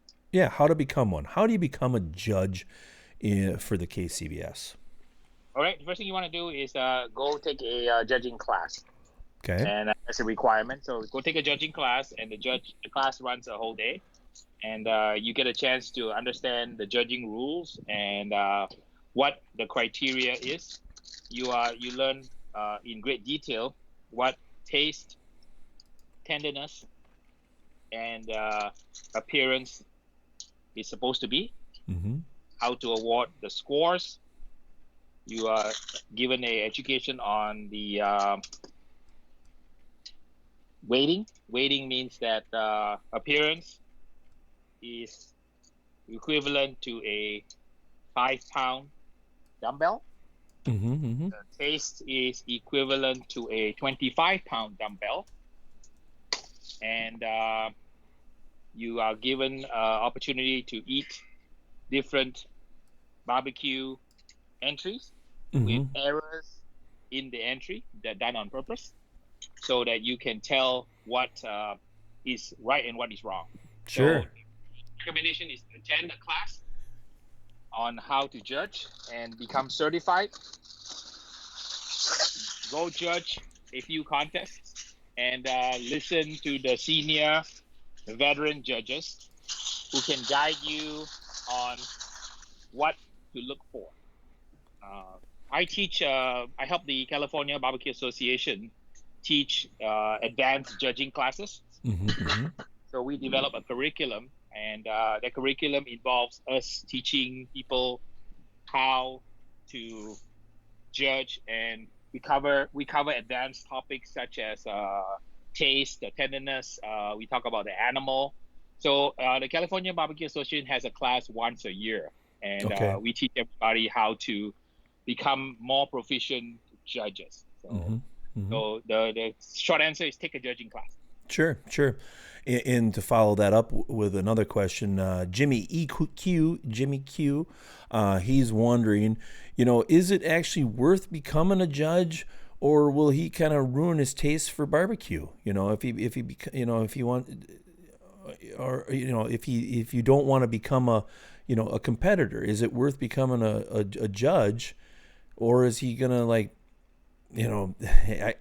get where he's saying. He's like, is it worth becoming a judge if you don't want to be a competitor, or will you ruin your taste for barbecue? I think he's just saying, will you your own barbecue is what I would think you'd end up ruining. Yeah, I mean the standard is very high. So if you go to a contest and you judge that contest and you have a lot of good teams, you're gonna have world-class barbecue. Right. So if you have never eaten world-class barbecue, a free way to do that is become a judge. It's the food is free; you don't pay for it. Right. And I should also add that you have to eat as a trained judge with a poker face. So if you get an entry from a first-time team and they have no idea what they're doing and they burn the meat, you still have to attempt to taste it and offer an objective score. And you cannot spit the food out. Okay? You gotta do one bite at least. Yeah. The good news is, because there's so many YouTube videos, right, and so many people teaching classes, that the caliber and the level of barbecue you get at a contest is going to be very, very high. Very high. I would say from good to awesome. It's unlikely nowadays, at least on the West Coast. Approximately about 1/3 of all of the teams on the West Coast are my students. Sure. And there's a joke that goes on at 5 o'clock on Saturday at a contest where everybody goes on stage. About half the people who go on stage are all my alumni. So I feel like a proud dad. I have 3,500 children around the world that I am so happy that they are so successful. Yeah. And that's something that's just super, that you've taught so many people that are competitors now. It just amazes me. And they've gone on and charted their own course. Some have gone on and gone to the Jack Daniels. They cook all of the major contests around the world. Like in LA, the number one barbecue restaurant in Orange County is my student. The number one barbecue restaurant in South Korea called Sweet Oak is also my student. I have seeded the world with all of these people whose mission is to spread barbecue love. Sure. So if you ask me what my biggest accomplishment is, not cooking barbecue, it's not winning those $10,000 check, it's not all having all those trophies in the garage. It's actually passing my knowledge on to others, so they too can go out and spread love in this world. Perfect. Let's get into the backyard part of it now a little bit. How do you become a backyard barbecue hero? I mean, what do you think if you're new, you got yourself like a Weber kettle. Let's use that because you're cooking on it right now. What is a good, like 2 or 3, let's say 3 cooks that somebody should learn to be, efficient? Every single time they cook it, they can do it right. What are your 3 suggestions for starting out for brand new people? Because I see a couple of them in my chat that are newer, and they've told me, hey, I watched your Weber kettle video, and I'm excited I got one. So let's help some of those people out with 3 easy, simple cooks and flavor profiles. I'll add that to you too. Yeah, so the first thing you want to do is you need some equipment. So there's some basic equipment you need. I always tell people, if you don't know where to start, buy yourself a Weber kettle. It's going to outlast you, and you can pass it on to your children. Right. Weber kettle, as you can see me use it, it's just a great overall, well-rounded tool. You can cook a first place SCA steak, take home first place, and beat 50 teams in Texas. You can cook a brisket on it and beat everybody in a major contest. So the equipment is really not the biggest hurdle. You can spend what is the kettle now? $150 a kettle. By me, it's like $165 for the premium one. For the premium one with the ash catcher. You want with the ash catcher because that is, I hate cleaning up. Yes, you could probably see it from my channel. I hate cleaning. So the ash catcher is definitely worth the $169. So buy yourself a Weber kettle, and that will be the start. In terms of learning how to cook, obviously you need to know how to manage the fire. So what you saw me do with those little 2 wings on the side. So I always recommend that if you're a beginner, use the same setup I have. Just get yourself a kettle, get yourself 2 wings, and you are ready to go. That's enough equipment to pretty much cook anything. Right. You also want to practice on cooking some basics. I always tell people, buy a inexpensive meat like chicken. You can buy a chicken from Walmart for $5, right? Come home and cut the chicken up and try to cook it. Learn that you need to understand the difference between direct and indirect cooking. Right. Direct means that the meat is over the fire. So you need to understand that when you have meat over fire, the oil from the meat will drip on the fire and it will flare up. So direct cooking is different than indirect cooking. Commonly known as grilling, which is direct, commonly known as barbecue if it's indirect. So you need to learn kind of like the 2 kinds of barbecue. I cook a lot of my stuff direct and indirect, so I mix and match the 2 methods. So in this case, you saw me do the the peppers direct. I put the pepper right over the fire. I put my ribs kind of in the middle where it's cooler, so that's kind of indirect. So once you get a kettle, you get comfortable with this tongue. You want to be able to maneuver between the hot and cool zone, direct and indirect. And once you cook it, you find that when you cook chicken, a lot of people put the chicken right over the fire. That's the huge mistake, because that's gonna create blackened skin chicken. Yeah, exactly.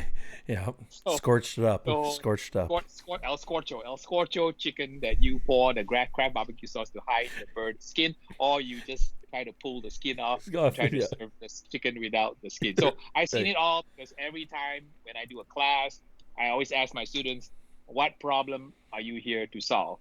And I always get people telling me that they've been cooking barbecue wrong for so many years. They decided that they would just take a day out of their life on a Saturday, come to my backyard, and have me teach them how to manage their fire, how to set up it, and how to cook good food. My recommendation for beginners is good. If you have somebody local that knows how to teach, go take a in-person class. I think that's extremely helpful. Watching YouTube videos is also helpful, but remember my 3-to-1 rule, right? For every 1 hour online, you must cook for 3 hours. There is no substitute. Do not watch Tiger Woods swing the golf club. Swing it 10,000 times yourself at a golf range. Right. What, because like when you get into a lot of people, because I get these questions, what's a really good standard barbecue rub? And I always kind of tell them, it depends on what you're trying to do. If are you looking for savory or looking for sweet, or do you want it spicy? What do you think for a beginner is, and I have an answer, but what is your thing that you tell somebody for a beginner that's just using the typical seasonings in their cupboard? They're not buying, Slap Your Daddy rub because they can't get it and they don't understand the different flavors and the different names and all that. What's your standard rub that somebody should use for cooking anything? Really, you can use it on anything. Okay. So the basic is salt and pepper, and you can cook a great steak with just salt and pepper. Cook a great brisket with just salt and pepper. You can cook a pork butt, salt and pepper. Chicken, salt and pepper. So Right. that would be my first recommendation. Just stick to salt and pepper. If you can get kosher salt, great. If you just use table salt, that's also great. And then you try to get a pepper that is a kind of a little bit of a rough grind, like a 25 count grind, so that Sure. you can have rough pepper. Now, once you get past salt and pepper, the next step up would be, I would tell people, next time you go to Walmart, just get a bottle of Lawry's. Lawry's has a little bit more flavor than that. Yep. So once Yep. you get past Lawry's, then I recommend people buy any rub that you think you like. And then after that, if you're more adventurous, and make your own rub. Right. A lot of folks out there, most people will tend to buy a product off the shelf. And depending on the product that you buy, some people like certain brands that they are used to using, or their parents or their dad used growing up. Right. So rubs, there's literally 12,000 rubs in America. So pick one that you like. Right. The I want to ask you this because you've been around many different styles of cookers and all. And other than the Weber kettle, because everybody always answers the Weber kettle, because I answer the Weber kettle too. It's like the cooker that I've had it the longest. I've had a Weber kettle longer than any other style cookers that I've ever owned. What's your favorite cooker other than the Weber kettle? Okay, so that's a 3-hour argument and a Jerry Springer fist fight. Okay. It's like asking a person who has many cars, gee, would you prefer to drive the minivan today, or you want to drive the pickup truck, or you want to drive the convertible, right? It all depends on your mood. As you can tell from my backyard, I have pretty much everything. Right? I short of offset. I do not have an offset, but I have pretty much everything. I just enjoy using all the different smokers I have. Right. So for most people who want to cook food, that's why electronic pellet cookers are very popular. Right. Because you press one button and you go to your phone and you do this all day long and your food comes out pretty good. So something like a offset is the other end of the extreme. Some people like the ritual of staying up all night long and every 45 minutes put a log on their offset. The other extreme is somebody wants to turn on their phone, go to the beach, go to the mall, go to the movies, and then come back. And from their phone, they have perfectly cooked food at home. Sure. So you have two extremes, right? The techno weenie all the way to the traditionalist. Sure. And somewhere in between is a happy medium where you will feel comfortable in your style of cooking. Right. So I always tell people there is no right and there's no wrong in terms of the equipment that you want to get. Just find something that suits your cooking style. I have a lot of people that, hey, I have young children. I don't have time to go watch the pit. So in that situation, I tell them, do you have money? Okay, cool. You have $1,200? Go buy yourself a pellet cooker. Get a good one. And that way, no hassle. I had a student that had an issue because he lives in a patio. They don't allow any incendiary device. So I told him, buy yourself an electric cooker. That works. Because, you can cook in electricity. So just buy the equipment that you best suits your need. And then don't really worry about the equipment because you can get terrific results if you know what you're doing in terms of the equipment, you know what you're doing in terms of the cooking process itself. Right. This is just a quick little mention that James from Aim 'Em and Claim 'Em Smokers. Oh, hey, James. He's telling me that your chicken rub combined with his all-purpose rub is great for ribs. So there you go. He's giving you a little shout out. So hey, James. Aim 'Em and Claim 'Em. So James, when this pandemic is over, I'm going to be heading down to see you. We're gonna hang with Kenneth and T. Roy and Baby Bag Maniac Justin, and we're gonna have a lot of fun cooking. They know that my signature is I go to your house and I raid your pantry. I was just gonna say like that. Iron Chef routine. Yeah. So I raided T. Roy's pantry. I raided Baby Bag's Maniac's pantry, and whip out a meal on the spot. So that's what I really love to do. Yeah, and I just think it's hilarious that when I saw you at T. Roy's, just going right in there and grabbing whatever you could, and all of a sudden I don't remember if it was at Justin's or there, but you made like this bean stuff on a griddle in one of them or something like that, right? Yeah, we made pad thai. We made pad thai from scratch. Okay, yeah, there you go.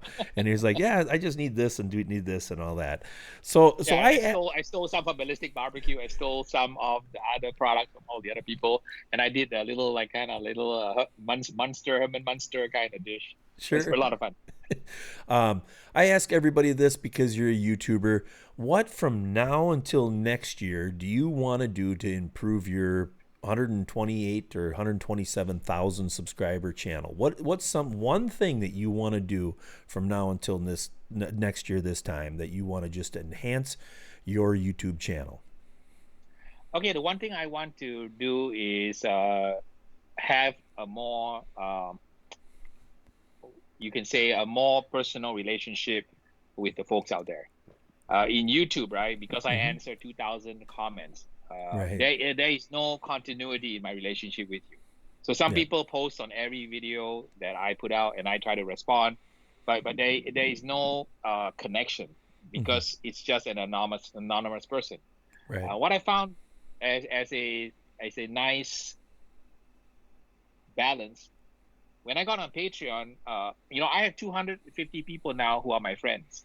So to me, that means something to me, and I hope it means something to the Patreons, because I can communicate with them on a personal basis. And because of the technology that we use for teleworking, which is like Zoom, WebEx, Skype, and Teams, it's actually working out better because people who I cannot meet in person, I meet online. Right. So this teleworking paradigm has actually benefited me in a way that I never expected when we had the quarantine. Sure. Because I thought the quarantine would shut us away, but actually I'm finding that I am able to build more connections with people on a deeper level than me just saying LOL on the comment or just giving a thumbs up on. Because I hate trying to just answer a question without putting some effort and time into responding to everybody's needs. Because when people ask me a question, I know that they took the time out of their busy day to watch my video and then to ask me a question. So my duty back to you is that to take the time and effort to give you an answer that helps you along in your journey. Sure. And if I can do more of that, that will be my goal, is for the rest of this year, try to reach out and connect with my audience more. Just like I'm on your channel today, I'm talking on your channel, because I hope to connect to other people out there who can take the message from me and use their skills to try to make a difference. Right. Make sense? Yeah, 100%. So you and I are kind of ambassadors, right, Jeff? We are seeding the world with more people who have this common mission that you can actually make the world a kinder, better place by teaching people how to cook. Because cooking and enjoying food is such an underlying foundation of our species called Homo sapiens. We are a social creature. And the more we can use barbecue to break down these barriers, whether it's fat up, fat down. I boil my ribs, okay? So I always tell people, when you ask somebody how they cook ribs and they say, I make the best ribs in the world, Harry, I boil my ribs. Resist the lizard brain in your head to say something negative. Right. The way you should respond is say, wow, Jeff, you boil your ribs and you make the best ribs in the world, right? And Jeff will tell you, yeah, man, my family loves my boiled ribs, and I just throw it in the grill and I throw some crab barbecue sauce and everybody just loves my ribs. And I will ask Jeff a question. Jeff, are you spreading love? If you're spreading love, then I want to taste your boiled ribs. So that's the attitude that I want to, get out to your viewers out there, that don't be so stubborn and hoity-toity. Understand the emotion, understand the humanity behind what people do when they cook. and then try to encourage them along the way without being intrusive. Like, when I shoot my videos, right, I always tell people, hey, this is what I do. And I use this to win First Place USA. You can follow if you like, but if your method is better than mine, please, I'm not going to be offended if you use your method. Don't use mine. I'm not trying to convince you to do it my way, right? This is just my way. Right. This is my way. If you boil your ribs and it's the best rib in the world and you're spreading love, I say more power to you. I want to show up in your doorstep and taste your boiled rib because I want to help you spread that kindness and love. So that's the attitude. That's the message I want to pass on to all those people watching this episode. That you have the power to make a difference. And it begins with you, not the people out there. Right. I do have a question that you touched on earlier, but Jason from Easy Bake Barbecue is asking, have you considered about offering teleclasses? And that's what you are doing now. But you said earlier that you're kind of booked up and all that, but there's a waiting list, but you could still probably try, correct? I mean, you could probably sign out. So the in-person classes are canceled. Okay, so I'm just gonna get a point across. It's canceled because of the COVID. We have a raging pandemic in California. Right. People are dying, and there's many people who are sick. So in-person classes are out of the question. I am going to try to explore Zoom classes. So I want to take people through the whole process. Right. So let's say we cook brisket, right? We may start on a Friday night. I'll show you guys how to trim. I'll trim a brisket and have you follow me.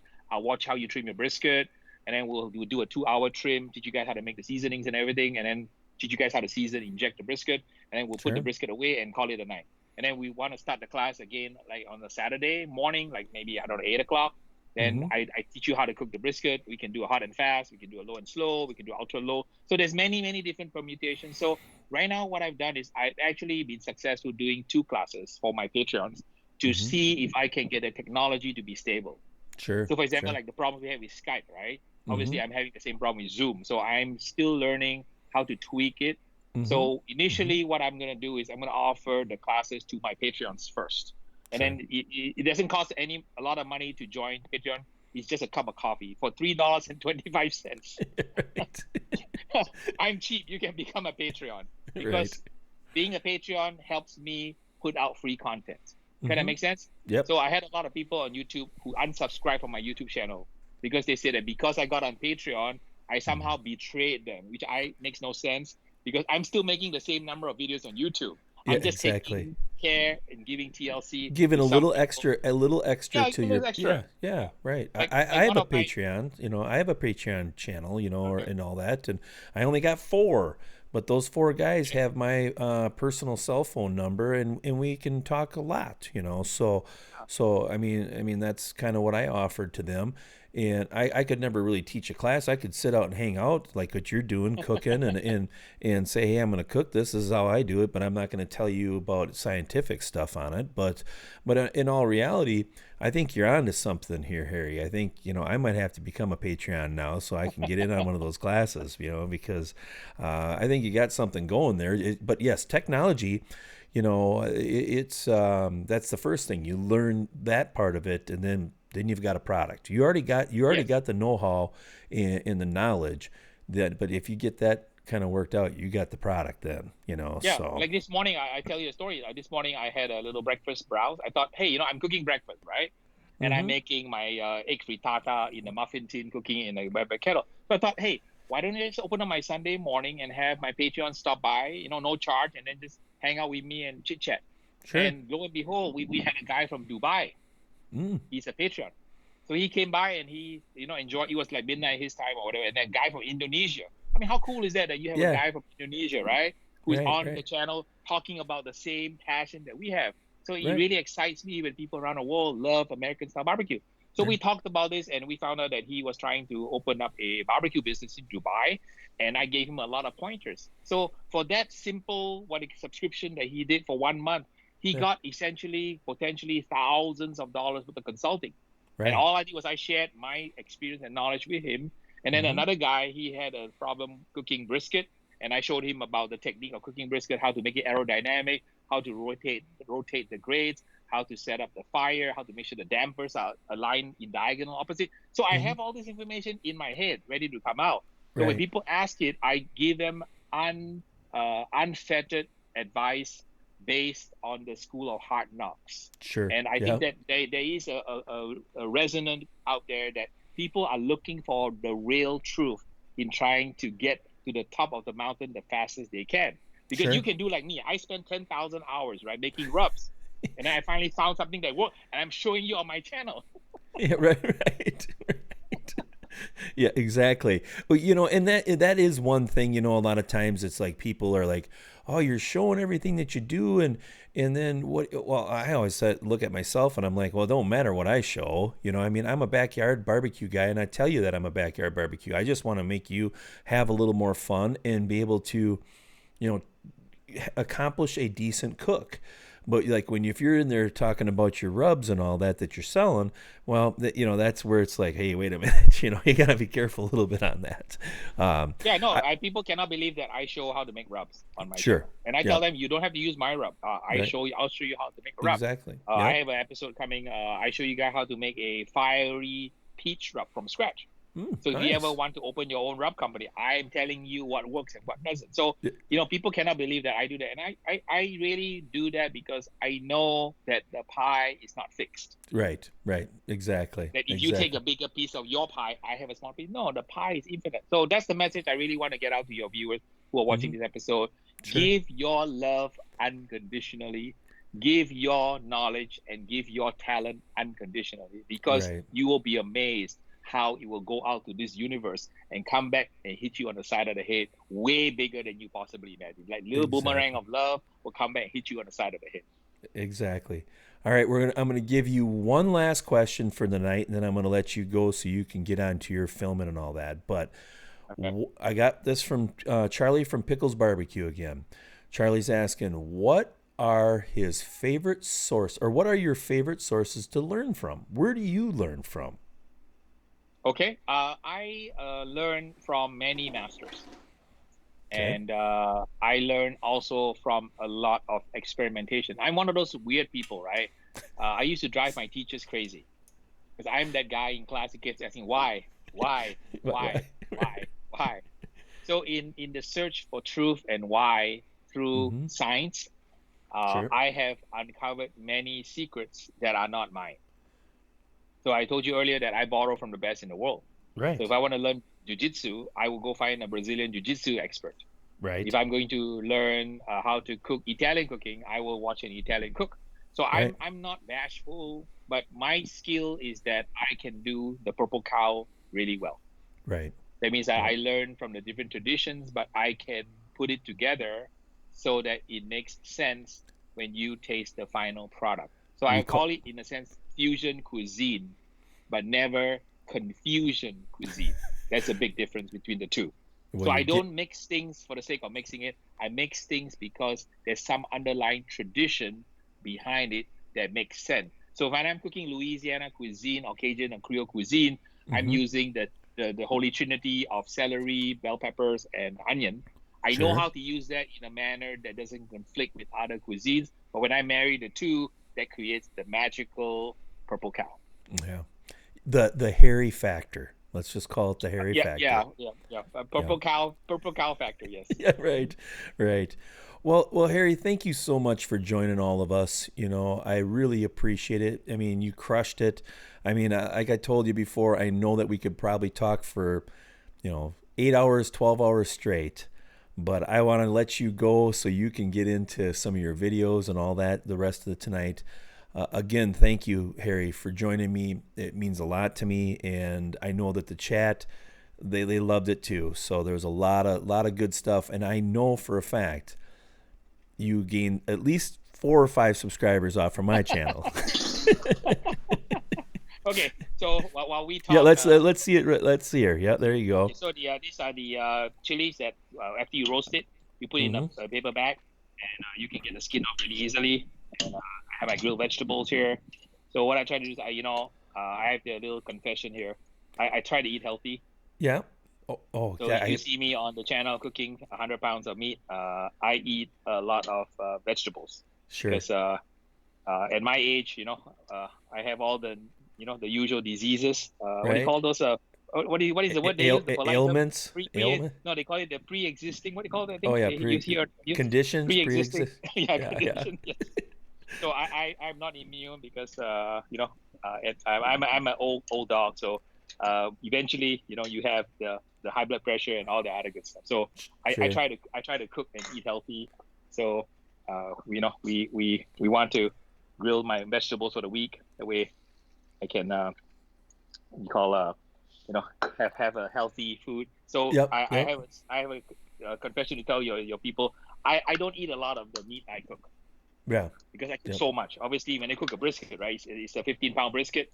Mm-hmm. I can't eat it all, so I actually give it away. Right. And I actually focus on foods like these. So it's good.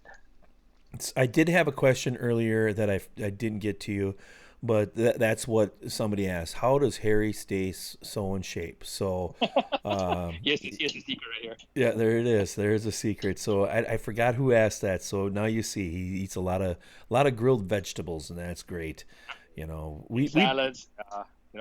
Yeah, we do them around here, but I mean, I have a little bit of it, but my wife is the one that always insists on that. She's a very healthy eater, so she is very insistent on what vegetables, tomatoes, and lettuce and salad and all that. So if it wasn't for her, I'd be eating red meat every day, probably, pretty much, so.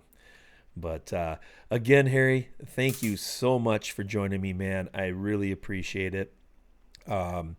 Hopefully I can get you on again sometime in a year or so like that. Get you back here, Anytime. And you might actually. Oh, wait. Where's Mr. Beans? Where's Mr. Beans? I don't know. He's in the house somewhere. I'm not sure where he is, but he's due for his walk. So I gotta take him for some exercise. I need some exercise also before sunsets. Sure. Alrighty, sir. Well, have a great one, and I will talk to you soon. All right. All right, guys. Thank you, Harry. Want to thank all your viewers for watching this lengthy episode. I don't know how long were you on? A couple hours? Yeah, just about 2 hours. Yeah. 2 hours. Okay. So I don't know how long your episodes are, but this is hopefully they stay to the end. Oh yeah, most of them did. That's for sure. I know that they shared. My moderator shared a lot of your different social medias. But why don't you go ahead? They know your YouTube. They've seen it all. It's been on here on my chat 1,000 times. But Instagram and all that. Tell us your Instagram and Facebook and all that, so everybody knows. Okay. You can find me on at Slap Yo Daddy BBQ on Instagram, Twitter, and all the links are actually on all my videos. So if you go to any of my videos and you hit the down arrow. All the links are there. You can follow me pretty much on all of the video channels. You know me that I respond to everything. So if you want to drop me a line about this episode, you want to tell me the good, the bad, the ugly, please do so. And you can comment on Jeff's site. I'll try to get on Jeff's site. Yep. I want to give a shout out to Jeff. I want Jeff's channel to grow to 1 million subscribers. Wow, he's a good guy. And he's passing on a lot of information. And he and I have the same vision of spreading barbecue love. We need to recruit more people like you out there to spread barbecue love. We want to make the world a better place. That's right. And if after you get done, I'm going to go for a little bit longer, and I call the Ricer Speakeasy, so I'll be on. If you want to jump into the chat, Charlie, into the chat, Harry, Charlie will be in there, and all those other guys. So feel free to talk and spread some more love in the chat itself. I know they'd love to say hi to you in there. Okay, I'll do that. All right, buddy. Talk to you soon. Okay. Thanks. Talk to you soon. Bye. Yeah, bye. All right. Well, that was fantastic. Right there. Now that I told you, be ready. And there we go. I told you guys all to be ready for this one because, Harry was going to bring his A game, and man, does he ever. So everybody here, let's get those paws up and give Harry a wonderful applause. Yes, Ricer is going to run to the pisser. You are exactly right, Dash. It is pee break polka time, and because I had at least 3 beers there, maybe 4. So, all right, I'll be right back.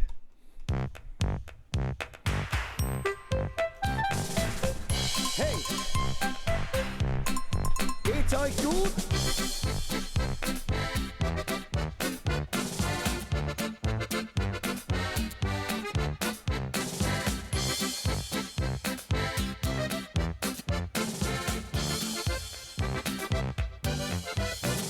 Super. Hey.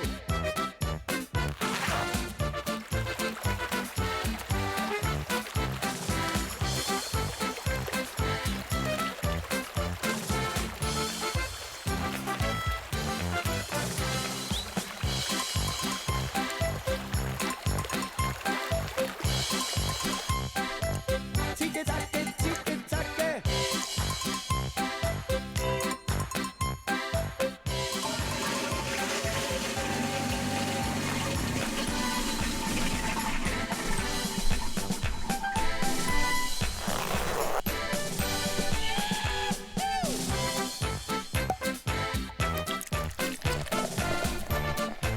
Oof.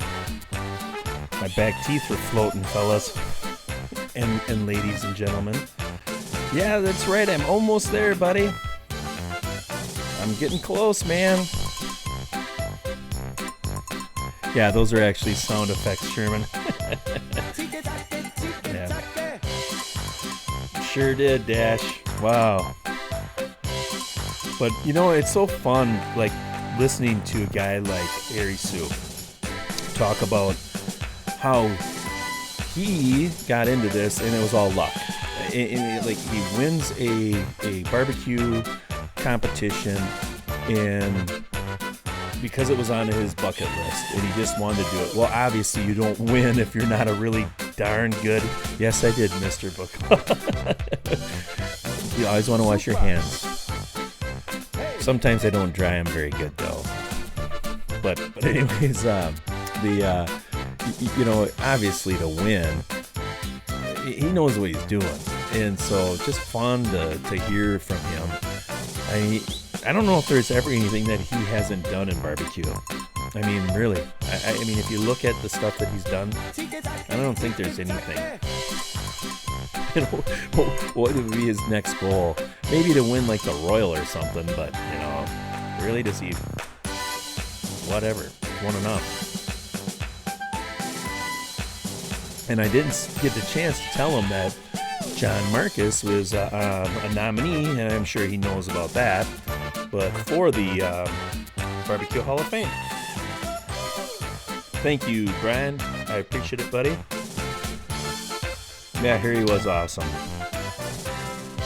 You know, and it's just like always so cool when you get around these guys that have been doing it for a while, and I mean it. I mean, he really is a movie star, or like a movie star, really. I mean, when you think about it, he's like friends with Arnold Schwarzenegger. Come on, you know? I mean, Jesus.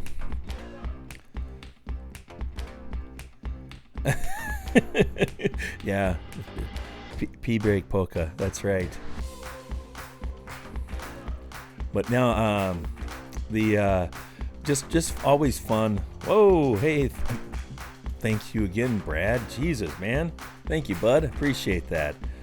Yeah, thanks. It was a great show, you know, and it's like, you know, like with the like skills of Harry. Let's just really get into it. When you start talking about like his black belt, you know, stuff, and I love it how he always says this is going to be a 3-hour fist fight, and you know, you're going to be on the Jerry Springer show, because he really does really say that there's multiple different ways. And you know, as a YouTuber myself, I don't care if you don't like real great sears, you don't like cross hatches, and you'd rather do it on a cast iron pan. You don't have to tell me that I'm a loser because I like to do a cross hatch, but you can tell me that, hey, this is the way I like to do it. And he's so right, you know, when you start getting into all that crap, you know.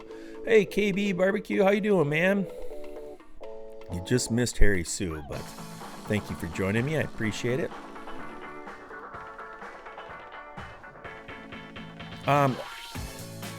I've had one of his, and that is actually that chicken rub that James talked about earlier.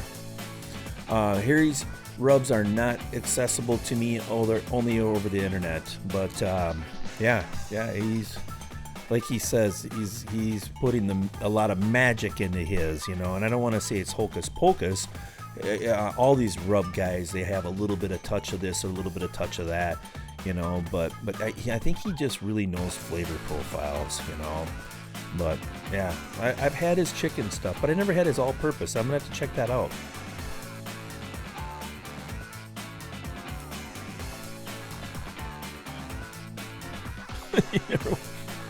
I watched a video of him and never watched him again. Well, he's very thorough. That is for sure. Harry, yeah, and Charlie's right. He adds a lot of interesting ingredients, and I think that's just because of his travels around the world. You know, I'm pretty sure that he, part of his life, he might have been part of it with the airlines or something like that. So, well, thank you, Mike. I appreciate it, buddy. I really didn't have to do anything. Just, you know, like Harry's that type of guest that you just, all right, you're on now, and just let him roll, you know. So I was prepared for that, and we had a great conversation. I wish I would have recorded just our regular conversation about, okay, and we got hooked up Skype and all the different fashions, and you know, he didn't have his what do you call it? He didn't have the right speakers on. So we were talking, and he's like, I can't hear you. Can you hear me? Yep, I can hear you. Well, then we got him hooked up, but he's doing the Zoom thing. The Zoom's probably asking for one thing. So, oh, you met him at a CBS judging class. Nice. Yeah, I agree. You know, and you know, he works. I don't think he mentioned this, but I think it was like stupid for the company that he works for. 1 out of 16 people get their water from, I think he said 16 for the companies for the company he works for, get their daily water from their company, however it is. I don't quite understand it, but it was something like that. The world, or the United States, 1 out of 16 get their tap water from his company. So I know he works like with the waterworks, but you know, is he hired out or something? I'm not sure, but oh yeah, Singapore Airlines, yes.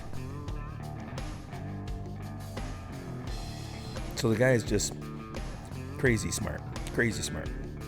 You know, an airplane pilot, water engineer, and champion barbecue. I mean, come on. Some people, I can barely tie my shoes sometimes, you know. Imagine that. I would love to meet him in person sometime. You can just tell he is just all energy and fun, happy guy, and he just really wants people to have a good life. That's why I like him so much, because he always just wants people to have a good life and be thankful and be courteous and caring for others. He just is a really good man. Or hold on to the chicken wing, yeah. Right. That was a pretty funny moment on I had to put it in there. I could have cheated, and then, because I made another batch, you know, I could have cheated and just redid that part, but I'm like, no way, this is too good, gotta leave it in there. Plus, I was pissed off for a little bit, you know, obviously, when I dropped that old bucket. Just pissed me off, but I got over it. But it was, I'm still blaming Dale. You don't put a freaking, like, metal salad bowl thing on a Weber kettle, because he literally did walk away for a little bit and was sitting there, and I was so hot, it was piping hot. Yeah, it was, Claude. It was a little painful. But, you know, hindsight 2020 type of deal or whatever. You know, now I look back and say it just made the video funnier, so who cares? You know. Oh, yeah, Rob, you told me about that today. Pan blew over. Funny. I do have somewhere here. See, I'm gonna see. I'm again messing with some stuff. Hey, Daddy Dutch is in here. I did see you pop in earlier a little bit, buddy. Thanks for joining in, man. Let's see if I can share this. Hey, might be a little weird sounding to you guys for the music. I'm sorry. I don't know why that does it, but I noticed on my Wine's Till Sold Out, it kind of echoes with music for whatever reason when I share it. But I did these on Friday, and I am so glad because it's been about 4 months since I did pecan yon. Wow. And that little master build did pretty good. It's a grilling machine. I'm still not too thrilled with the smoking part of it. The low and slow, I've had 2 different things. I did a hot and fast that was crazy stupid hot. I mean, I was only running at 300 degrees. I think that thing was running at 400. I didn't put my signals or my ink bird or anything like that in there to check the ambient temperature on the grate. And that was just dreadful. And it was a test, but I cooked a brisket in there in an hour. 1 hour and being in that thing, it was at 155 degrees. Something's wrong. But then I did these were the finished little morsels there. Yes, that is closer to the rare side because I like the kind of little. You can see the one on the right. That's a little bit more done for my wife, but me and the boys we're scooping up the center. But I did the ribs yesterday on there, and they turned out pretty good. But they were tender. They were tender. So I was happy with that. I did 3 racks, but And then I copied my friend Darren from Ash Kickin' Barbecue, but I didn't zoom in far enough. My wife didn't zoom in far enough, but I tried to do his little, his famous, like, hey, good night, Brian, have a good one, man. Take care, dude. But there's nothing better than a bucket of ribs. God, it was awesome. My neighbor, we had a little birthday party for him. And he had a birthday party. He turned 5. He will be in not my next video, but the video after that. Ben spritzed the ribs for me, so that was cool. It was a lot of fun. Got him on there. Is it still loud now? Just let me know. Because when I share the screen, I think it gets louder. And I'm trying to find that gremlin and fix it, but can't. Doesn't really give me an option, so I need to send eCam. Is it better now or is it still loud? Oh, nice. Yeah, okay, so it's just when I share that stupid screen picture, it's when I share the screen. So did you use my affiliate code, Rob, for Dahlstrom? Yeah, yes they do.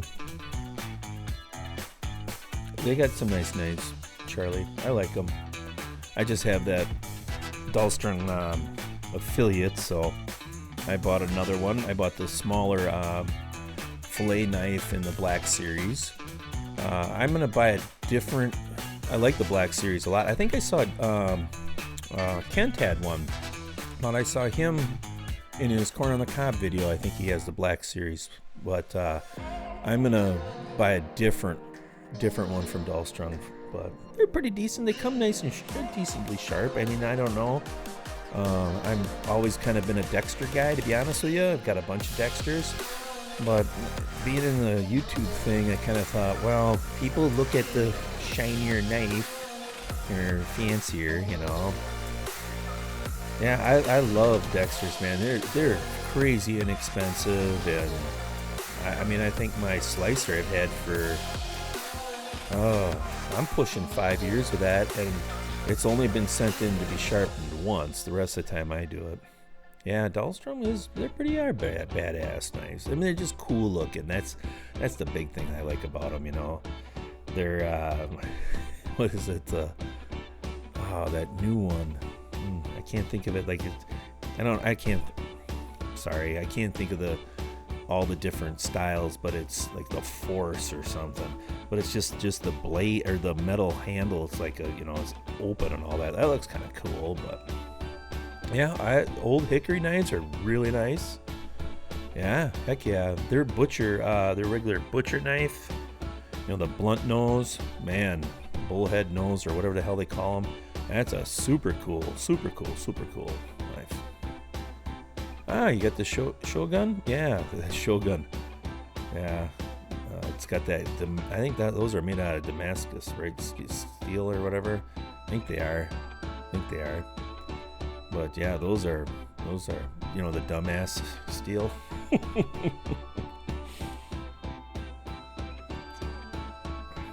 Yeah, the Shogun's pretty cool. I mean, it just looks cool. Even their standard ones, Yep, slice, and the meat slices. Yep, that's right. Yeah, that's a big old butcher block, isn't it? And I like the little metal handles on the side for carrying it. That's one thing, but I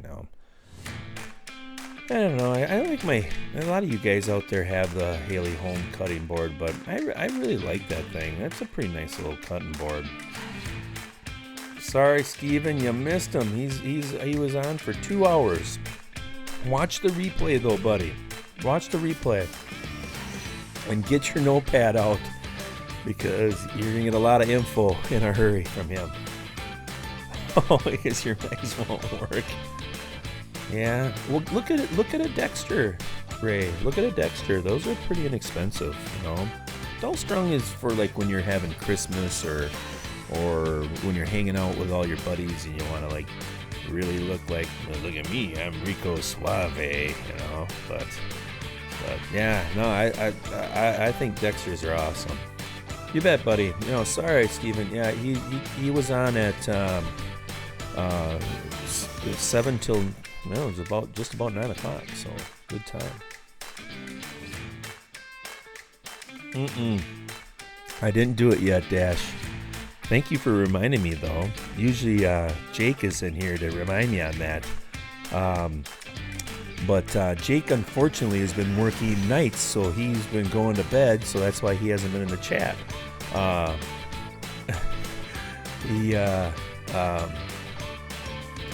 That's a long story, but he's like laid off for a week, and then he'll work for 2 weeks. He works for a large, actually, Easton Coop or whatever. Or maybe they got bought out again, I'm not sure, but a big foundry. But he's working at night, so he's got to sleep, and then he's got to head to work.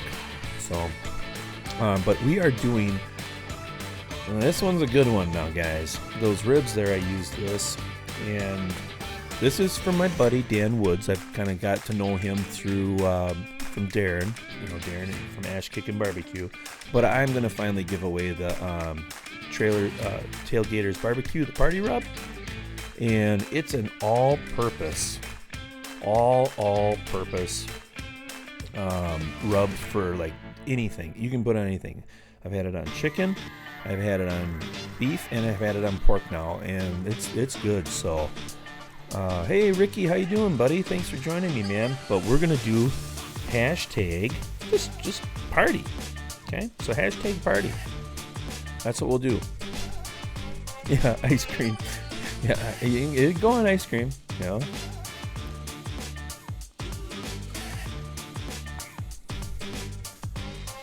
It would easily go good on corn dogs. Quester J, thanks for joining me too, buddy.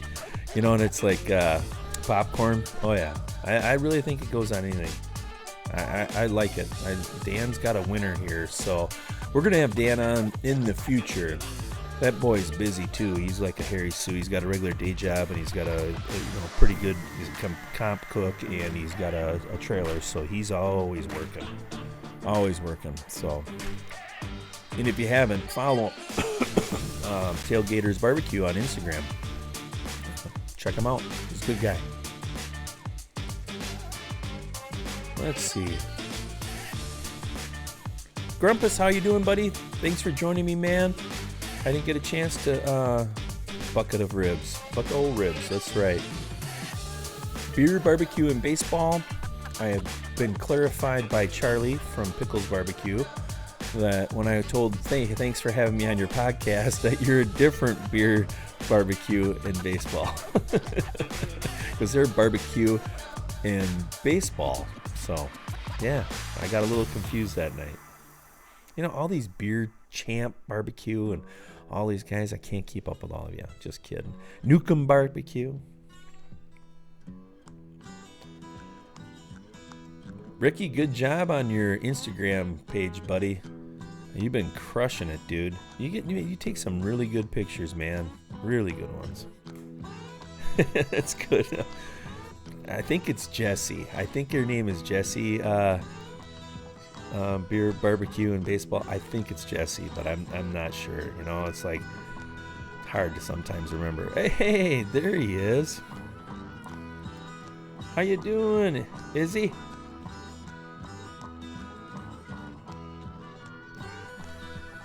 All right, Steven, come on back. We're just going to run for a little bit, guys. You know, I ran it over. I knew that when I had Harry in that, all right. See, well, good. I got something right finally. I knew when I was going to have Harry on, I just had so many questions. I didn't even get to half of the ones I wanted to ask him, but, you know, I kind of wanted to talk more about, you know, some of his favorite cooking styles and stuff like that, but, hey, thanks, Izzy. Fixing the dishwasher while listening to me. Okay. Oh yeah, Ricky, you're doing great, man. You're doing great. I want to be as good a photographer as you are, dude. I try, you know. I can make good videos. Good. Emphasis on the good. But taking a picture, I get so pissed off. You know, I think, oh yeah, this is gonna be great, and then I put it on the computer, it's dog poop.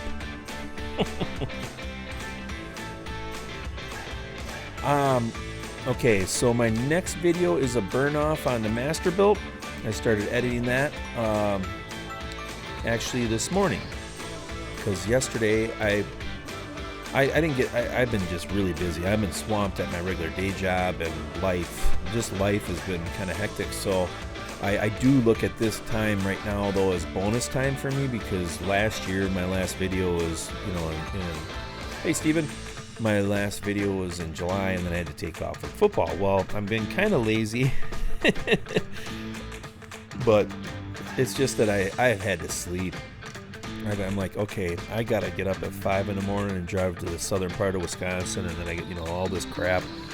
So it was like, all right, I'm gonna work really hard last night to get that video up. So, you know, but yeah, but I am excited that I can do it. But okay, rewind. My next video, Izzy, is going to be the burn off on the Masterbuilt, and did that. I'm editing that now. Hopefully I can have that up by Thursday-ish. Yeah, I'm still doing it, buddy. You know that. And then I have a rib video that's coming on the Masterbuilt too. And then after that, I have an assembly of my new slow and sear kettle. I bought the slow and sear kettle, so I'm excited to get that out there too.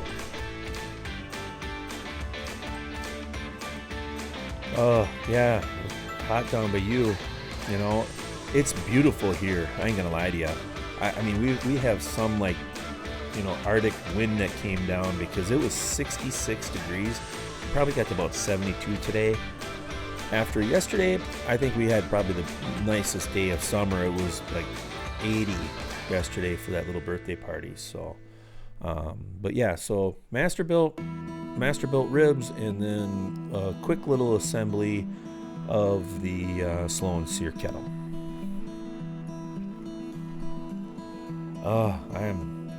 Yeah, 90 plus there. I mean, it just right down through us, because I know I saw Kent talking last night that it was like 65 by him in Iowa.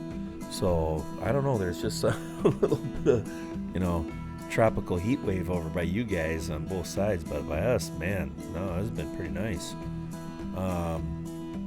But I think all week it looks like it's going to be like mid 70s or something around here. So it's like I wish if I get home early enough, I might be able to do 110. I might be able to do another video. Yeah, the Midwest certainly is. You know, Izzy's over in Michigan.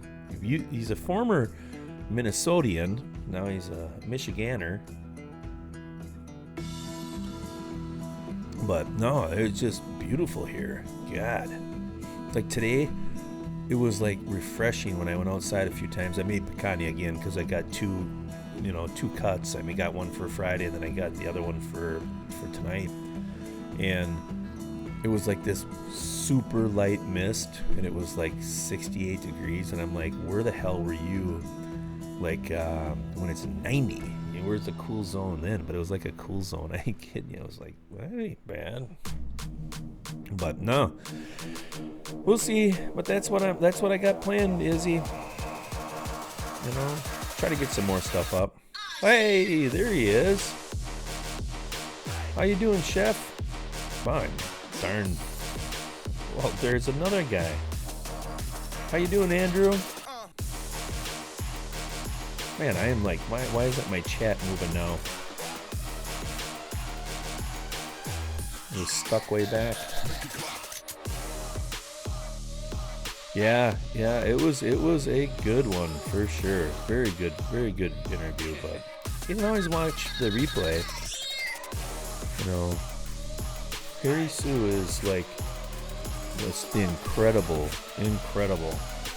But I mean, he's got to have 1,000 batteries in him.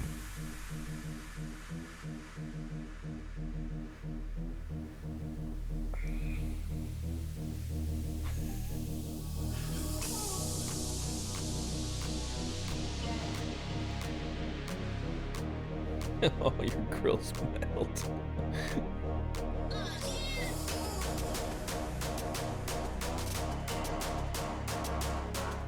Yeah, there you go.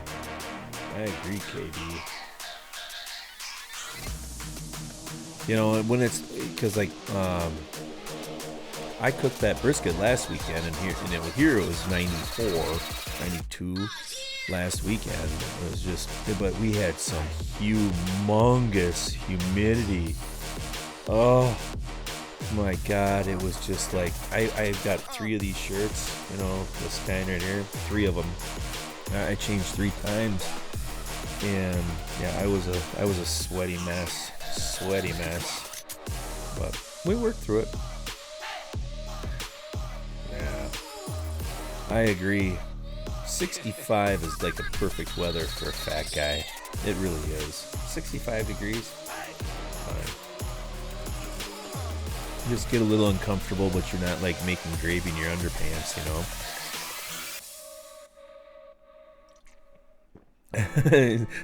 All right, good, Jesse. These are all the tunes from my videos. These are all non-copyright songs that I can play. I have 2 new ones that I haven't got in here yet.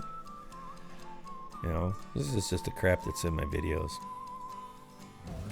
Yeah, you are, Mike. You are used to the humidity. Ugh. How is the weather by you, though? I hope you're okay and safe, and this hurricane's not gonna, you know, take you. Ricer's dance party.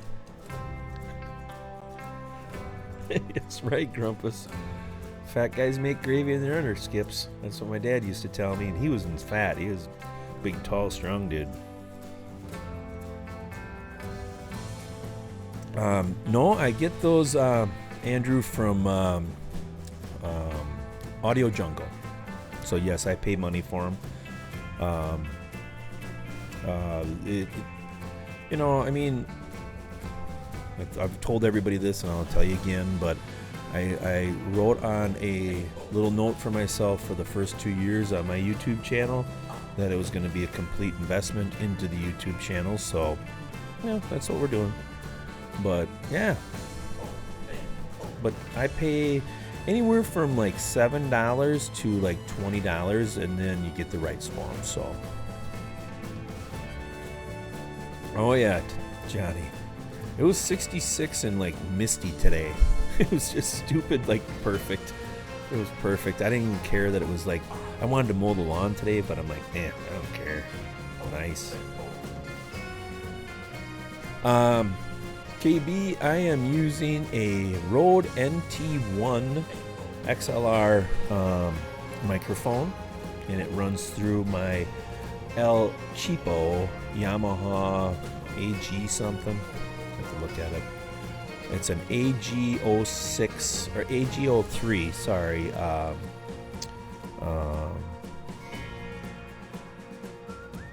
Mixer. There you go. Took me long enough to think of that. Yeah, you did though, for sure. That is for sure, Johnny. You had some awesome pool party weather. Andrew,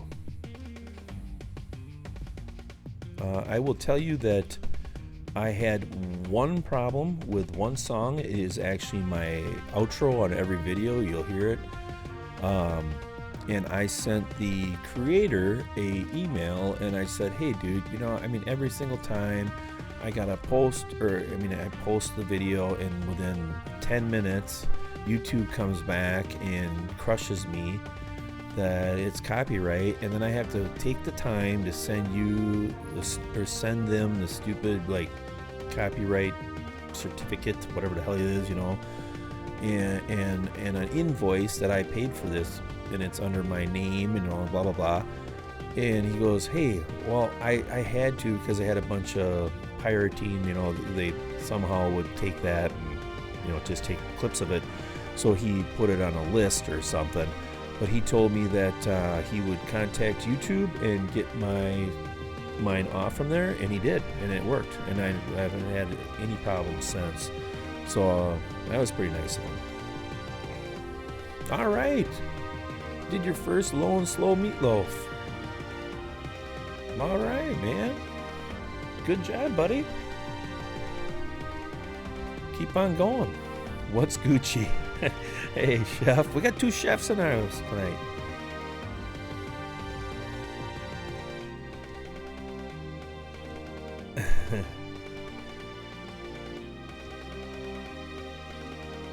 Yeah. And I agree with you, Andrew. But if you look in the descriptions, you will see where they say that they have like certain things with YouTube, that it's a flagged blah blah blah thing or something. And I guess that means that it's a registered song with YouTube or something. And all the ones that I buy that have that, I've never had an issue. Now they could, and I learned this from David from Live Streaming Pros. He's been very adamant on me about this, that because he always wants me to join Epidemic Sound, and I'm like, dude, I don't want to do it. I don't want a monthly subscription, and you can pay for it for a month and you get to keep all those songs as long as you have it. But I'm like, yeah, that'll come back and backfire at me. But anyways, the big thing is I'm trying to go with this. The YouTube songs are like, some of them are pretty good, yeah, but most of them are dog poop. And but when you look for that little saying there that they're registered, I haven't had any issues, Andrew. So it's hours and hours of listening to indie music. Talk about a loser life.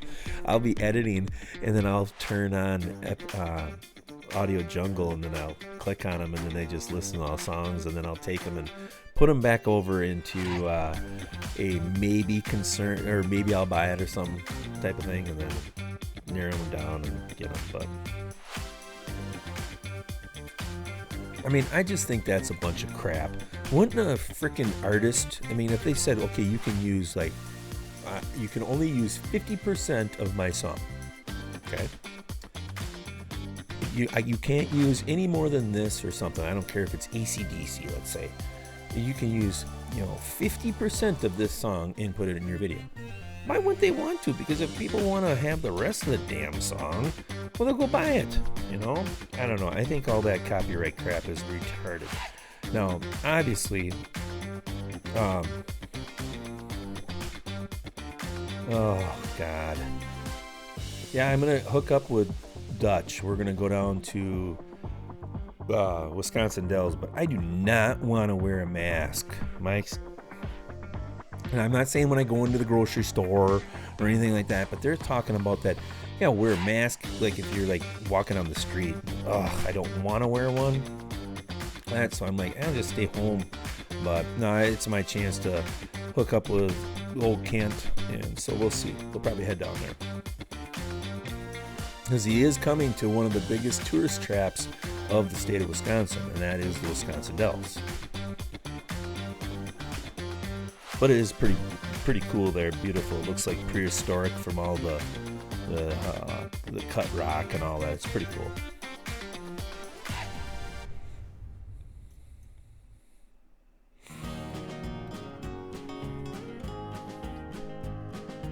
For some of the non-copyrighted songs, yes, that's right. Yes, some of the YouTube ones, I can't think of the channel. They got some really cool songs. I think Dash actually uses one. No copyright music, I think, is what's the channel or something like that. I think Dash has one in there. Ask me how I know. But I didn't. I just never went down that route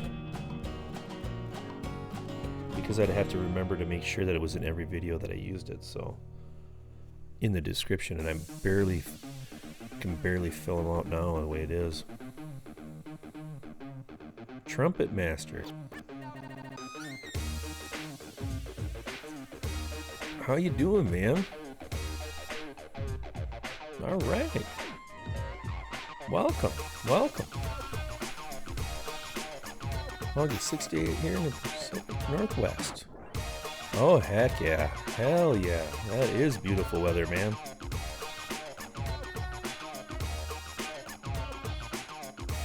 Yeah, it is. Okay, Dash, yeah. I'm trying to catch up in the chat. Yeah, I drink Corona. Sorry.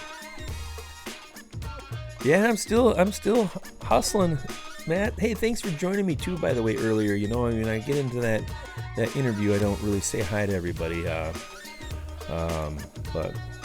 Tecate, I'm not sure. All right, Mike. Thanks for joining me, buddy. You guys haven't head over to Bauer's Backyard Barbecue. He's doing a pretty good job.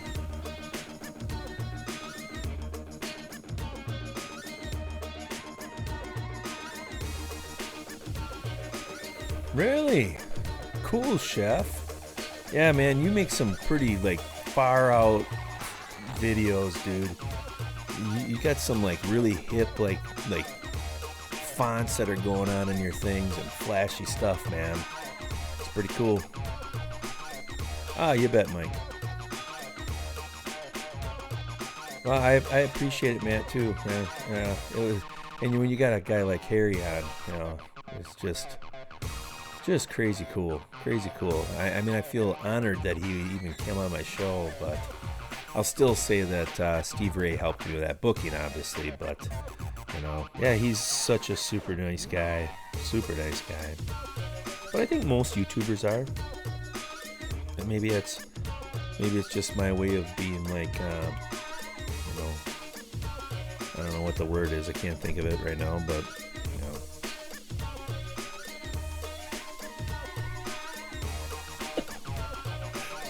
There you go, chef.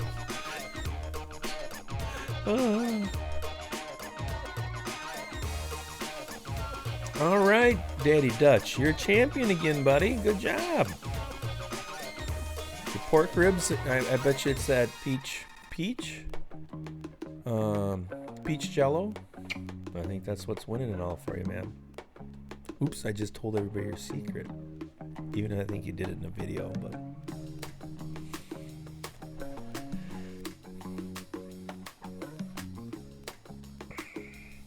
But no, the Iowa, you're still doing some comps, and some places are. that was the big discussion about on. Yes, Tom, it's still going.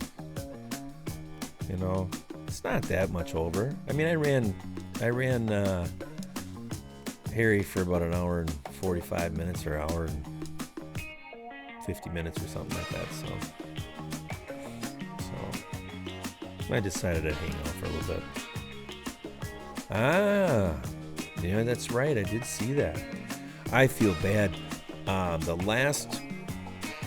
There's another taste test that Uncle Steve sent out. I need to buy some.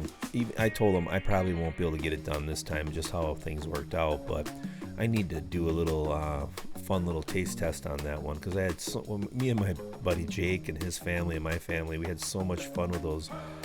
The sweet.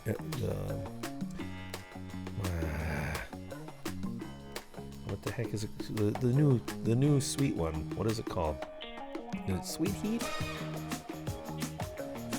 I don't know. Yeah, there's another one though. I got this taste tester package and sweet and spicier? No, not that one. Is it sweet and spicier? Yeah, the new one with the, yeah. Well, anyways, nope, not the spicy R. Yeah, it's sweet and spicier. Oh yeah, I agree with you. Sweet and spicier, yeah. So I got to get involved with like picking our favorite one out of there, and that was a lot of fun. So, but I always a new one. I just haven't had a chance. I mean, I've been grilling, but it's been like boring stuff, you know. Oh yeah, salt, pepper, SPG. That's what it is. Yeah. I haven't even opened the pack, but I'll do it still. We'll do it. We'll sit down and probably just get some chicken wings or something like that so we can try all of them. We did them on ribs last time, so it was a lot of fun. Yeah, I like the Gator Shake. That citrus acid that's in there just makes it a killer, you know. Makes it. I like, obviously, I like limey flavors, so that Gator Shake goes good. My kids love it on chicken wings. They really like it on the chicken wings.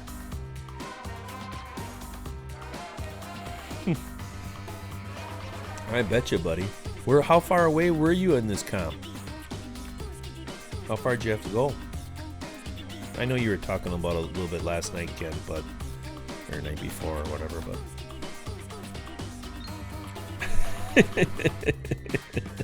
yeah, I'm rambling, buddy. I'm rambling on. I just wanted to join in with the chat, so you guys ask me whatever, and we just talk, you know? Just talk. I don't want to go to bed. Boring.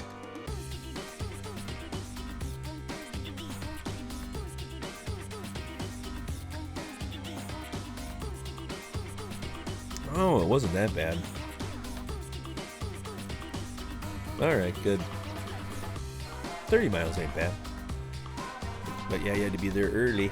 Up in the morning. I don't know how late do you stay up last night then during your live stream, you lunatic?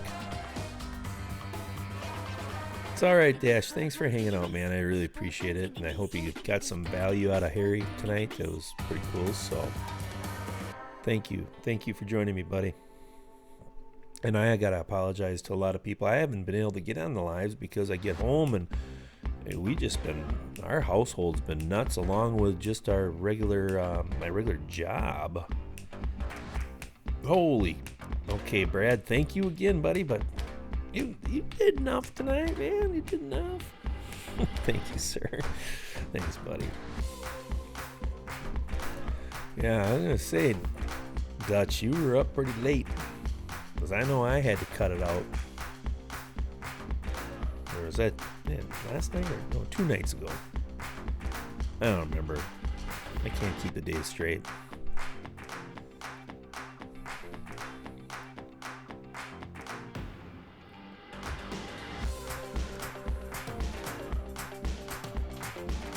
Oh, thank you, Jason. Yeah, watch it. Like I say, Harry, there was a lot of stuff that came out and I was prepared for it.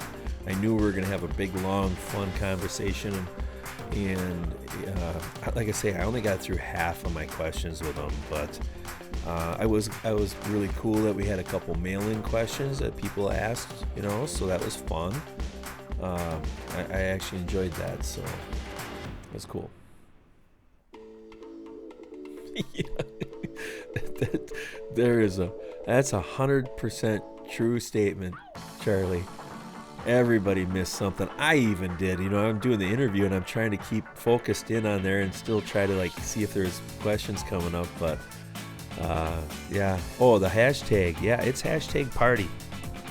Hashtag party. Now remember, when I type the hashtags, I do lowercase. I don't think that matters on the picker or whatever. Oh yeah. Yep, KB, there'll be a replay. It'll load up after this is done, so you can watch it tomorrow or whatever. But yeah, hashtag party. We're giving away Dan Woods is let's see if I can get my camera to focus in. Tailgaters barbecue party rub. It's really good on everything. Just make sure that you do it in the replay, because remember, this chat, it won't come into there, so I can't use that. So on the replay, just tomorrow, or if you're still up, you know, and you're on the West Coast, when it loads up, just get it in there. All right, congratulations, Chef. Good job, man. I should check mine. I'm getting close to 10, guys. 10K for me. I have 9,995. So tomorrow I should be 10K. So I'm happy with that. Not bad. Uncle Steve's Shake, and Steven, if you're still in here, show us, or Charlie, one of you guys, could you please share Uncle Steve's little website? So Gator Shake's just, it's a shake. You know, it's a barbecue rub. He doesn't call them a rub because somebody told him a long time ago when he started out it wasn't a rub, that was a shake. So yeah, it's really good. It's really, really good on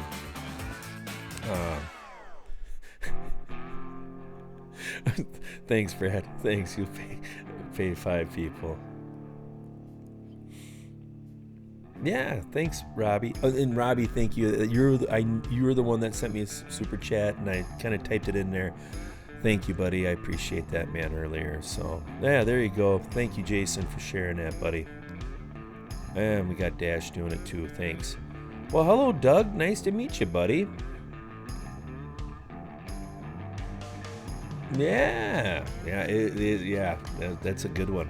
You know what you can do too, and I haven't done it, is flip those grates over and do it on that side and get a complete sear. You still cook them basically for the same time, maybe just a little less when you're in that last 2-minute flip or 2-minute turn, but because you're searing a lot more meat at the same time. So, but I'll tell you, dude, we have them like that all the time. They're really good. All right, thanks, KB. Thanks, man. You know, I mean, it's you know, YouTube is a marathon and not a sprint, but I'm happy with the way I've grown. I've done pretty good, you know. I mean, it's doing good. So, oh, you were funny, Brad. It's all good, you know. And it's like, you make these videos and you know that not everybody's gonna like you, but some people will, and that's really what it's all about. You know, that's really what it's all about. And I do the show because I am a blabbermouth, obviously, but I like to talk with other people. I couldn't just, I mean, I do my show once in a while, obviously the Ricer Speakeasy part by myself, but I'll forget what the hell I'm even doing sometimes when I'm talking here by myself.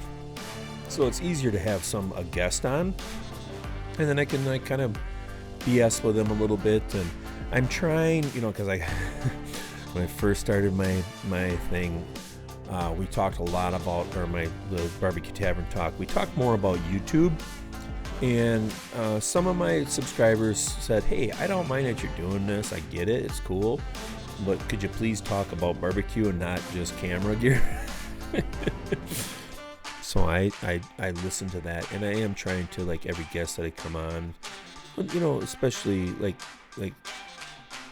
talk a little bit about cooking. You know, certain people when I bring them on, I really want to talk about their editing style and different things like that, or their camera gear. But yeah, it's you know, but it's a barbecue channel, so we better talk about barbecue, damn it. You know, so if the guest comes on and they maybe not, because I have a couple that are penciled in, but it's a scheduling issue. When they come on, it's going to be more of a, unfortunately, it's going to be about YouTube and live streaming and stuff like that, and camera gear. Well, then I'll go into my part, and then we'll talk about barbecue with me, you know. But yeah, there's a lot of YouTubers that watch me and hang out, barbecue YouTubers. So we talk stupid stuff about cameras and audio, you know. Okay. I do too.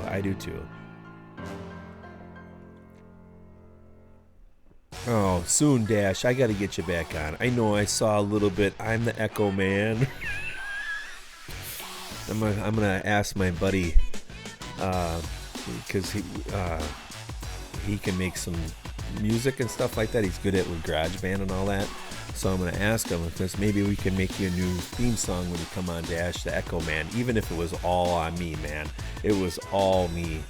But yes, I most certainly have to get Dash on again. And well, let's talk in like December-ish area. How about that, brother? Does that work? Echo. Yeah.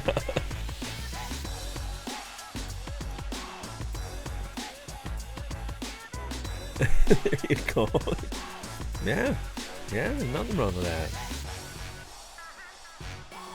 Well, you know, it's like, oh, good night, Chef Johnny. I miss that. Later, buddy. Thanks for joining in, bud. Probably missed you already, so. I know you are, Dash. I know. You're a guy that I can call. I can call Charlie. I can call a lot of people and get them on, you know, but in case we'd have a cancellation or something like that, you know. I will. Dash will be on again. Dash is one of my really, if I want to say, one of my first barbecue buddies. You know, Dash and I were like, I always watched this. Hey, good night, Mike. Always watch. Thanks for coming in too, buddy. I'm glad you got to stop in for a little bit. Appreciate it. You know, Dash, I had my Jeffries channel. I don't remember who you filled in for. Yeah, Dash does. But I don't remember who you filled in for, Dash. I think I just brought you. I don't remember. Oh, no. Yeah, I don't remember. Somebody would. Well, you might have. I don't remember. But anyways, no, I gotta get Dash on there. Now that he came in, I think on my third show. First one it was Charlie. Second was Johnny, and I think Johnny from View to a Grill, and I think the third guy was Dash, I think.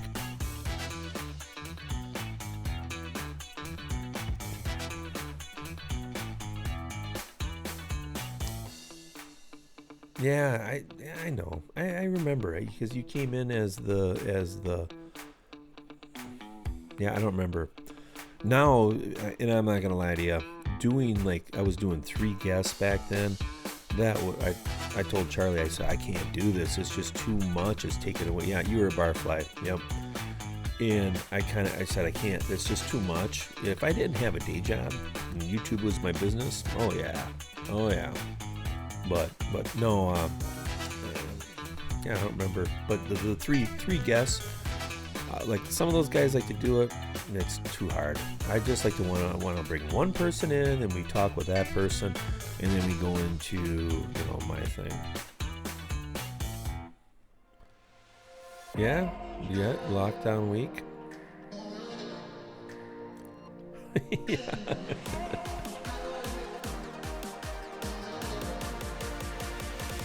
Yeah, we're gonna have Dash on now again, and we'll talk. Can't remember either. Yeah, it's 28 episodes. You know, I mean, I know that's like, you know, compared to like Dash. Dash has had a lot of live streams, and in the hot seat and all that's had a lot of live streams. But 28 for me, I think about it, that's a lot. You know, next week there is no guest. If things could work out correctly, which I don't 100% know, I might go live still on Sunday or Saturday, but see how things work. It might be Kent and I just going live for a little bit. We'll see what we can maybe do. But maybe I still come back on Sunday. If we go live Saturday, Kent and I Saturday, then maybe I'll go live regular show Sunday night, but I have no guests on Sunday. It's my birthday on Sunday, so. Hey, Big Rome, how you doing, buddy?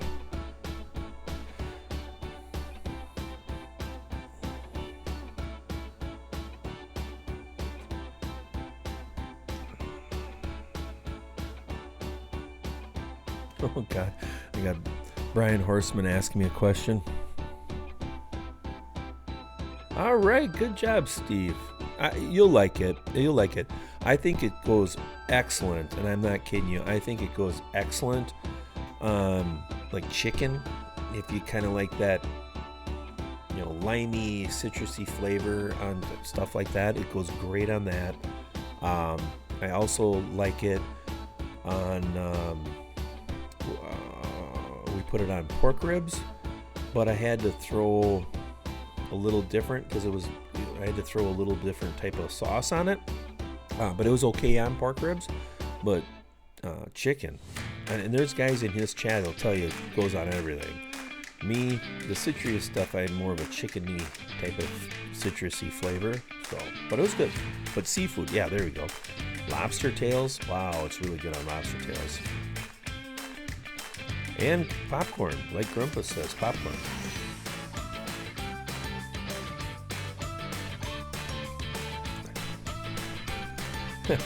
Good. Hey, thanks, Rob. It's not till next week, but I'm glad they like the hazmat part. Yeah. I need to make a new intro, but it's always so much time, you know. Racer would be a good guest on Sunday. Yeah, thanks, Tom.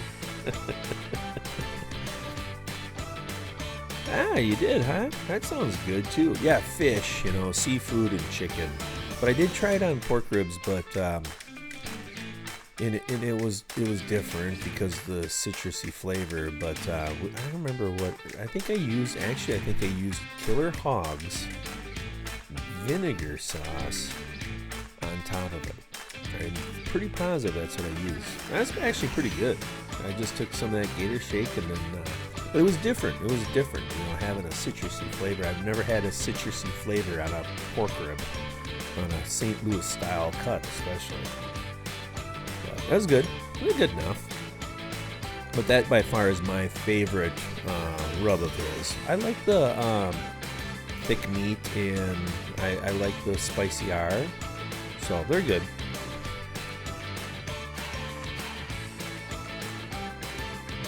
Yeah. Yeah, I agree, Dash. I mean, it was like, it was okay. It was like, but that citrus stuff is for fresh, you know. Put it on fish and get that going on some chicken, you know.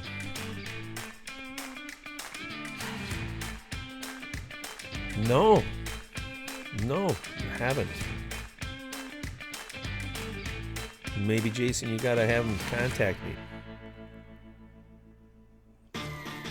I do have a couple bigger guests coming up, but I'm not going to talk about it yet. I'm going to keep it a secret, but I do have a couple big YouTubers coming on here in the next few weeks. Charlie can tell you who's on in 2 weeks. I think that's Kiki and Maddie, I think they're coming on. Yeah, just different. Ash. It's just a little different. The citrusy part is not quite the same. I like, the traditional barbecue flavor on that, I actually tell people all the time that I don't like a lot of garlic on pork ribs either. I mean, like salt, pepper, and and when there's too much garlic in there, I don't like that as much. I'd rather have a little bit more onion flavor in a pork rib.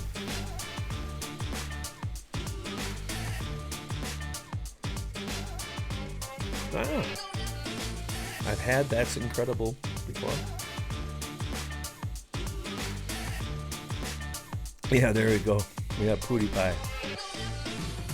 God, I couldn't even have a conversation with Pootie Pie. That guy is so far out of outer space. Now, don't get me wrong. I don't mind Pootie Pie. I think he's pretty funny, but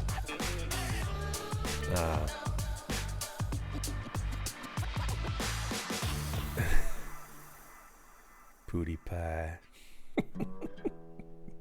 What a lunatic.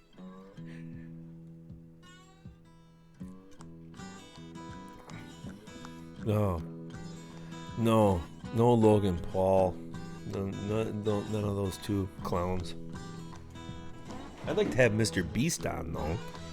Mr. Beast would be awesome. He's such a nice guy. How much money does that guy give away to everybody? He's cool.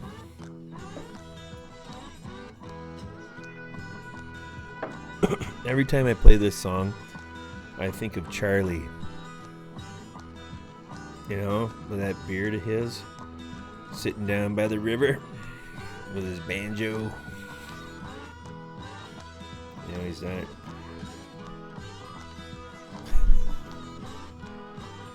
Yeah, we're still here, Todd. Thanks for joining me earlier, buddy.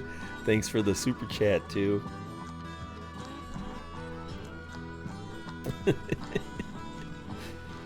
I just don't want to go to bed. Yeah, so Charlie's down by the river. He's got his banjo. He's not looking scary or anything like that. But he's got those old, like my dad's Red Wings boots, on. He's got some coveralls on. And he's got his Weber Smoky Mountain background. Yeah, swamp music, buddy.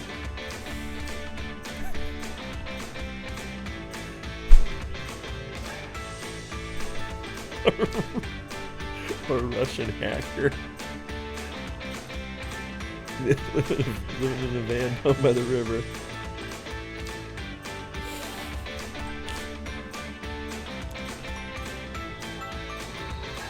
Well, I'm really excited for whoever wins the party run. I really want to hear about it, and if you're a YouTuber, I really hope you make a video for it. Dan can use a little bit of that extra love. It is distributed through Sucklebusters, and I did that rib video yesterday I did a rib video, and yes, well, I've done it several times, but used it several times on ribs now, and it's almost kind of became my go-to. So kids love it. I feel attacked. Yeah, vans are cool. Like, especially the old, like, Scooby-Doo vans back in the 70s. Those are cool. I remember the Helgeson twins. Their mom and dad had one of those luxury vans with, the captain chairs in the back. And they had, like, this oval bench seat in the very back end of that big old Chevy. And holy crap, I mean, you could get half the baseball team and you're always fighting, I want to be in the Helgeson van, I was fighting to get in there. Yeah, conversation on vans now. That's why we call it Tavern Talk. When you go into tavern, you can talk about anything. We talked a lot of barbecue tonight. Now we talk about vans.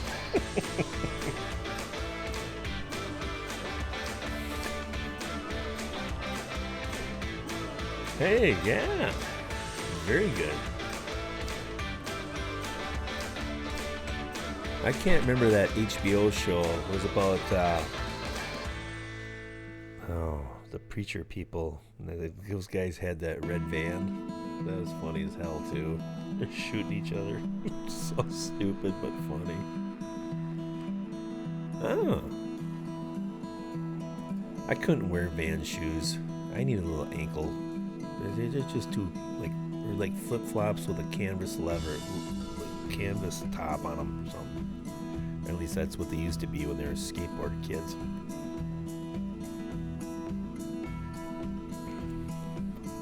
I'm not hip enough for that. Red Wing boots.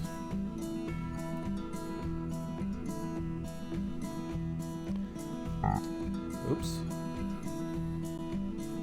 Yeah, they're just, I don't think there's a lot of like cushion in them for me.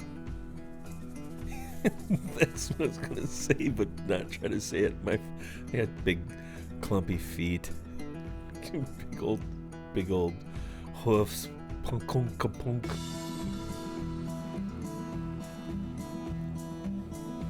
Well, we are really running. Holy cow, it's 10 o'clock. We still got 30 people watching. Oh, that's cool.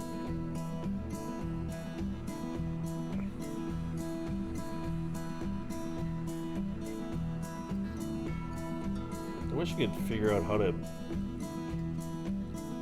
run videos on here easier without me crashing, because like I'm gonna try to do this now, but I just because of this, when I do the screen share thing, it's doing that crazy like echo crap, and it's like I don't think I have anything set on turn different or anything like that.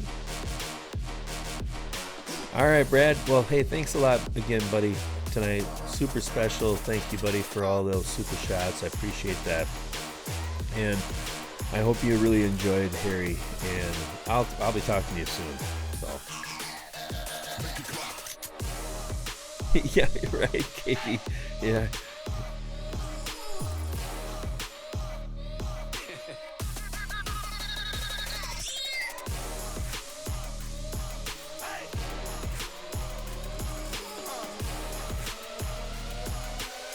Was free candy spray? Boy. I know that like Van shoes are like really cool for the skateboarders. I remember that stuff. There's like a couple of my buddies were like more of that athletic style than me. You know, I skateboarded when I was like 13, but after that I went right to dirt bikes. You too, Brad. Have a good night, buddy. Have a great week. Brad's sporting off on his logo there, his new cooker too. Look at that. Big old Pits and Spritz 2000. He's got a 2000. He's got a massive cooker. And the guy has a 1500 Yoder.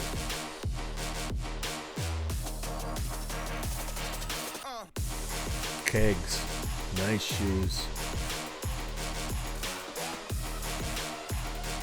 We used to have kegs. We used to have Mr. Ball, his name was Mr. Ball. He sold shoes in town and we had kegs. Hell yeah. I mean, you weren't cool, I don't think, if you didn't have kegs.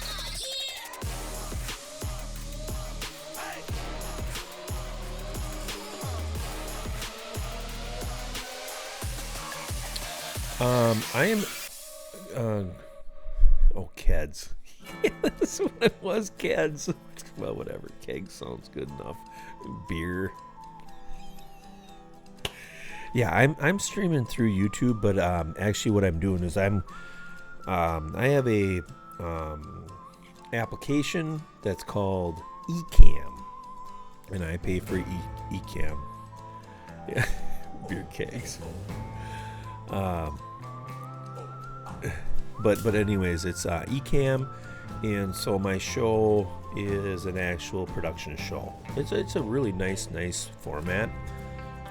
It's like OBS, but you don't have to frickin' write code. Like OBS is free, but I started out with OBS and I was very, very limited, and I got rid of it immediately. Bring back the polka. All right, let me bring the polka back up. Then I'm gonna go take a piss, though, Jason. I hear the song just makes the water flow. But no, that's what I'm using. I'm using YouTube. Or I'm streaming to YouTube. I will eventually restream and go to the next level, but I gotta make more money to pay for that subscription. All right, I'll be back. Super. Hey.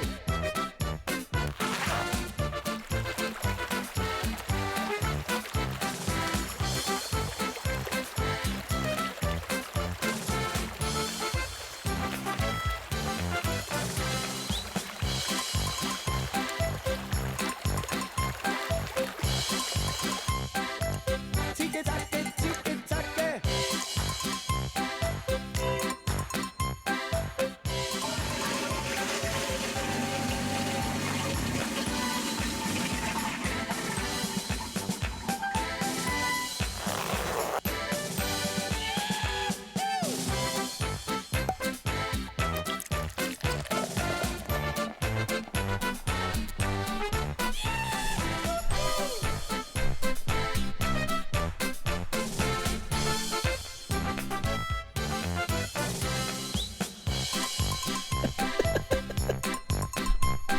Exactly. I mean, I hear that river going in there, and then I hear the beer pop open and all those little funny sound effects that we added to it. Oh, thank you.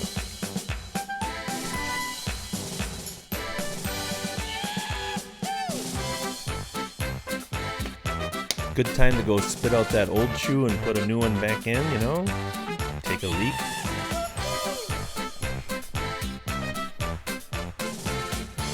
There you go, Jason.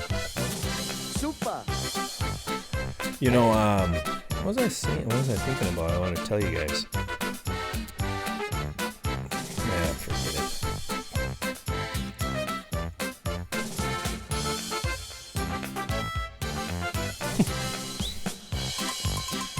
Yeah.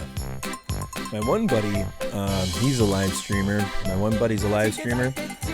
And he has a way to relieve himself right at his desk. You know, imagine that. It could be like, if I tried it, freaking fountain coming up and you're like, Jesus Christ.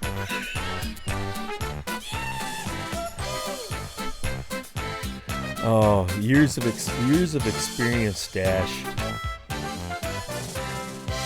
Yeah, years of experience. I quit twice, and my first time I quit for 4 years. And all it took is my cousin Dom and I were putting up rafters on a building for my dad. Putting up some new rafters, and I see him put that big old dip of Copenhagen in there, and I'm like, can I have one? What a moron. Still chewing sense. Oh, I agree. I get 3 times as smart when I'm drinking. I just asked my wife.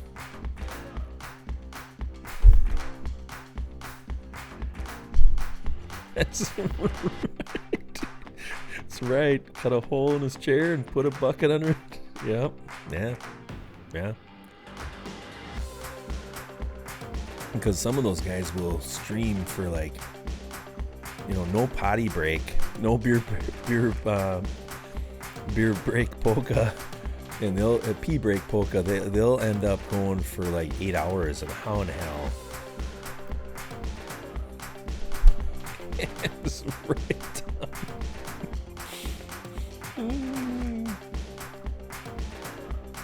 That is 100% true right there, though. That is.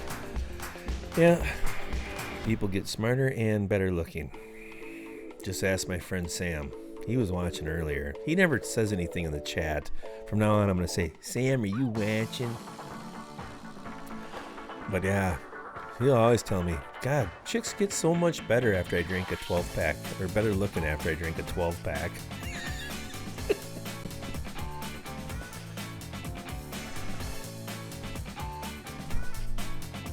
Wow, that's an iron. Well, see, you know what happened though? And like tonight before the show, I had some stuff, and then I started editing, and I drank 2 Mountain Dews, and I'm like, I'm gonna be paying for this during the show. I'm gonna be paying.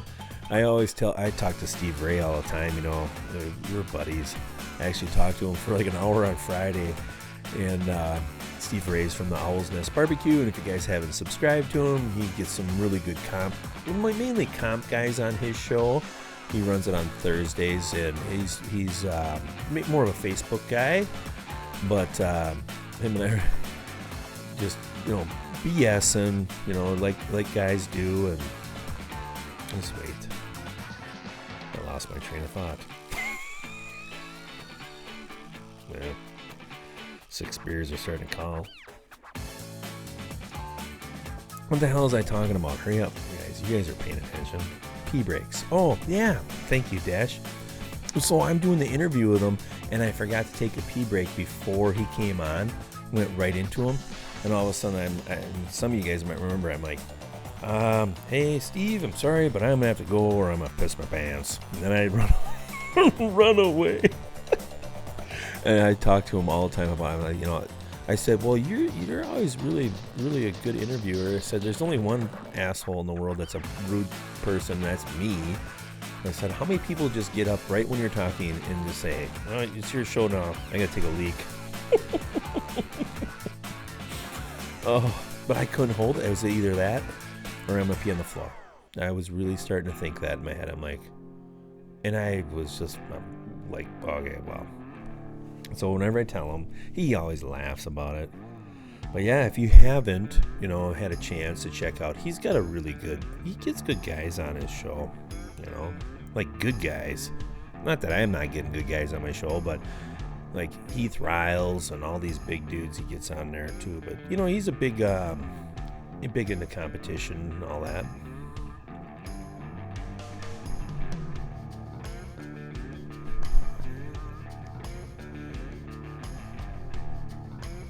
Oh, yeah.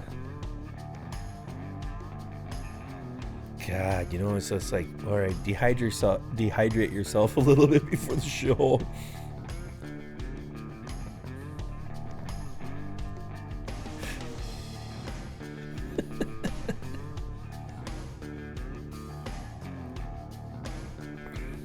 Yeah, well, you're like a tank though, Dash, when you're drinking. I'm always proud of you. You can polish, dude. Heck yeah. Me, you put any of that funny booze in front of me, it's lights out. I'm gonna start stumbling.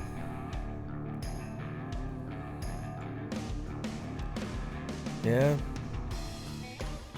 You know, and it's like I say, I would have been okay. I can go that long, but I better have not drank like a bunch of water or Mountain Dew. Let's see. Brian Horseman's getting pissed because he can't load his video. He bought a new MacBook. Let's see. Yeah, so he's having a hard time. Well, we're getting close, guys. We'll go a couple more minutes. Anybody got any questions for me? This is a great chat, though. I mean, this is like last week was so much fun for me too, because I have to admit that Russ Jones was like one of the earlier guys that I started watching on YouTube, so it was fun to see him and Harry. I mean, I just think he's awesome, and I like it when he goes to people's houses and cooks at their houses and stuff like that. I mean, he's just a super cool dude. Yeah, I'm on a Mac. This whole show is being ran by this Macintosh right now. Yep, Dash, it's being ran. No, I'm kidding. Dash is anti-Apple, but I agree with Dash's reasons for being anti-Apple. But yes, it is, Grumpus. It is Ecamm, or Ecamm is only Mac. If you want to get into a equivalent of Ecamm, you'd probably have to look at vMix. Okay, vMix has certain types of price structures, but the great thing about vMix is a one-time buy, and if you want to upgrade, it's not that big a deal.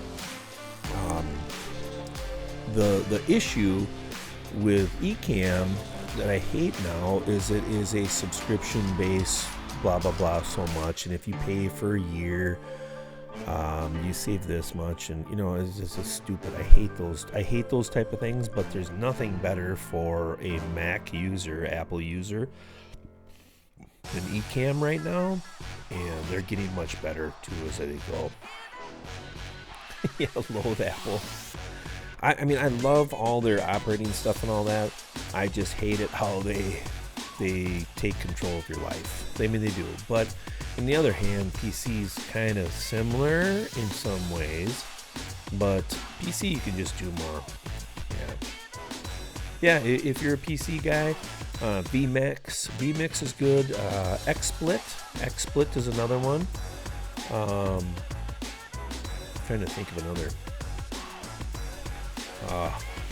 There's another one, but they're not any good, so I don't want to even tell you about them. I'd have to think too hard about it, but they're kind of, God darn it, who is it? But just so you wouldn't buy it. But no, vMix is really good. That's what Greg Rempe uses. I actually am the fault of talking to him to get off from XSplit and going into vMix, but his show is 20 times better now. See, the big issue with live streams is Skype. I ain't gonna lie to you, Skype is dirty, and there's too much that's behind it on Skype. So I went to Ecamm because Ecamm is promising to come out with their own call-in like browser, and you'll send a link.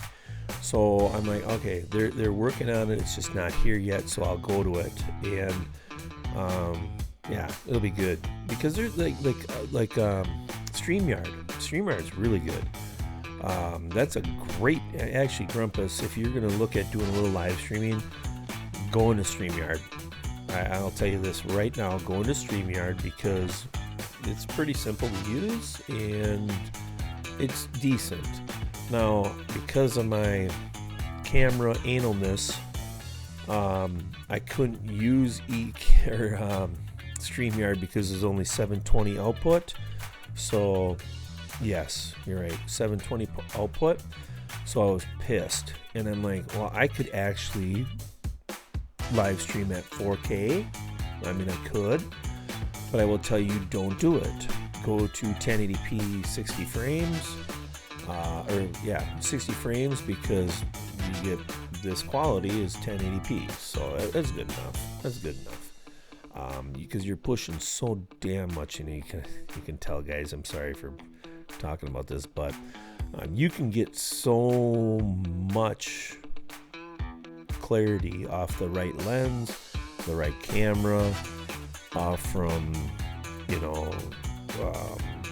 like the Ecamm than you can, or a vMix, compared to StreamYard. So if StreamYard would just offer 1080p and charge you a little bit more, I think that'd be great, but they don't do it yet. So, but if you're just going to start out, because I like StreamYard, it's super simple for the user, very simple for the user. Ecamm is pretty easy, but it's more complex. OBS, stay the hell away from it unless you really know how to run code, because you have to write what it's got to do.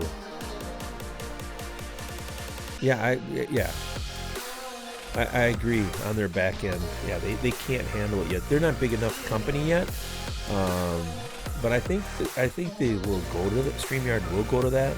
I think so, because for the demand. I mean, for heaven's sakes, they're making 12K freaking cameras now. 8K in 5 years is going to be on every single mid-range camera. It's going to be freaking 8K, you know, which is stupid. It's dumb. It's too much, but you know, it is what it is. But yeah, so don't try to push up to 4K Grumpus if you go live.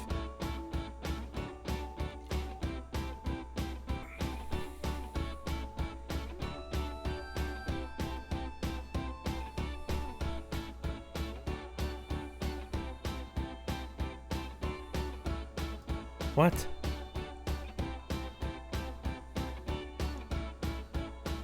I don't want that.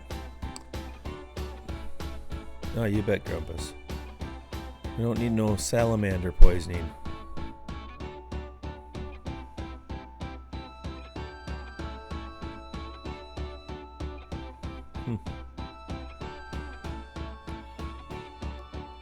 I really like red. I think red onions are my favorite. Typically around this house, my wife always likes them too, so we got red onions all the time. Well, guys, I think we're gonna close up the tavern. It was a great show. I think I talked to you guys long enough, rambling on, blah blah blah blah, like my wife says. You're all blabbling. You're just blabbling on. But, yeah. Everybody, you guys take care. Have a great week. Get out and barbecue. And like Harry said, share the barbecue love. And I really like that. So, you guys stay out of trouble. Yeah, Tom, you just bought some red onions. Hey, you bet, KB. Join us anytime, you know. I mean, like, if it's just me, hey, we just sit around and, like, I like everybody, like, I like to try to follow the chat like all the other famous YouTubers do. You know, Dash does a great job when he's reading from his chat. I do that when I do the Ricer Speakeasy. But, yeah, I got, you know, Kiki and Maddie from Canada. They're big Weber. They do big, huge tours. Oh, hey, Bimp, thanks, man. Thanks, you're still up, dude. Appreciate it. Yeah, it was Grumpus, so. But yeah, so other than that, we'll just have a great week, everybody. I'm just going to cold stop this. But everybody have a great week. And stay out of trouble and barbecue as much as you can. And remember, hashtag party, because you will be happy if you win it.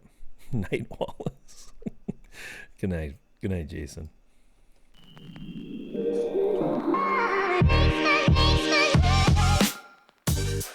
It's closing time. You don't have to go home, but you can't stay here. Thank you so much for joining Ricer on BBQ Tavern Talk. Before you go, make sure you hit that thumbs up or hit the thumbs down. Leave a comment, subscribe, hit the notification ringy bell. All of those YouTube things. Action figures sold separately. Batteries not included. If symptoms persist, seek medical attention. Only one per household. Call toll-free number before digging. Caution, filling is hot. Do not fold, spindle, or mutilate. Do not remove tag under penalty of law. Refrigerate after opening. In the unlikely event of a water landing, your seat cushion may be used as a flotation device. Thanks for your help, Steven. I always appreciate it, brother.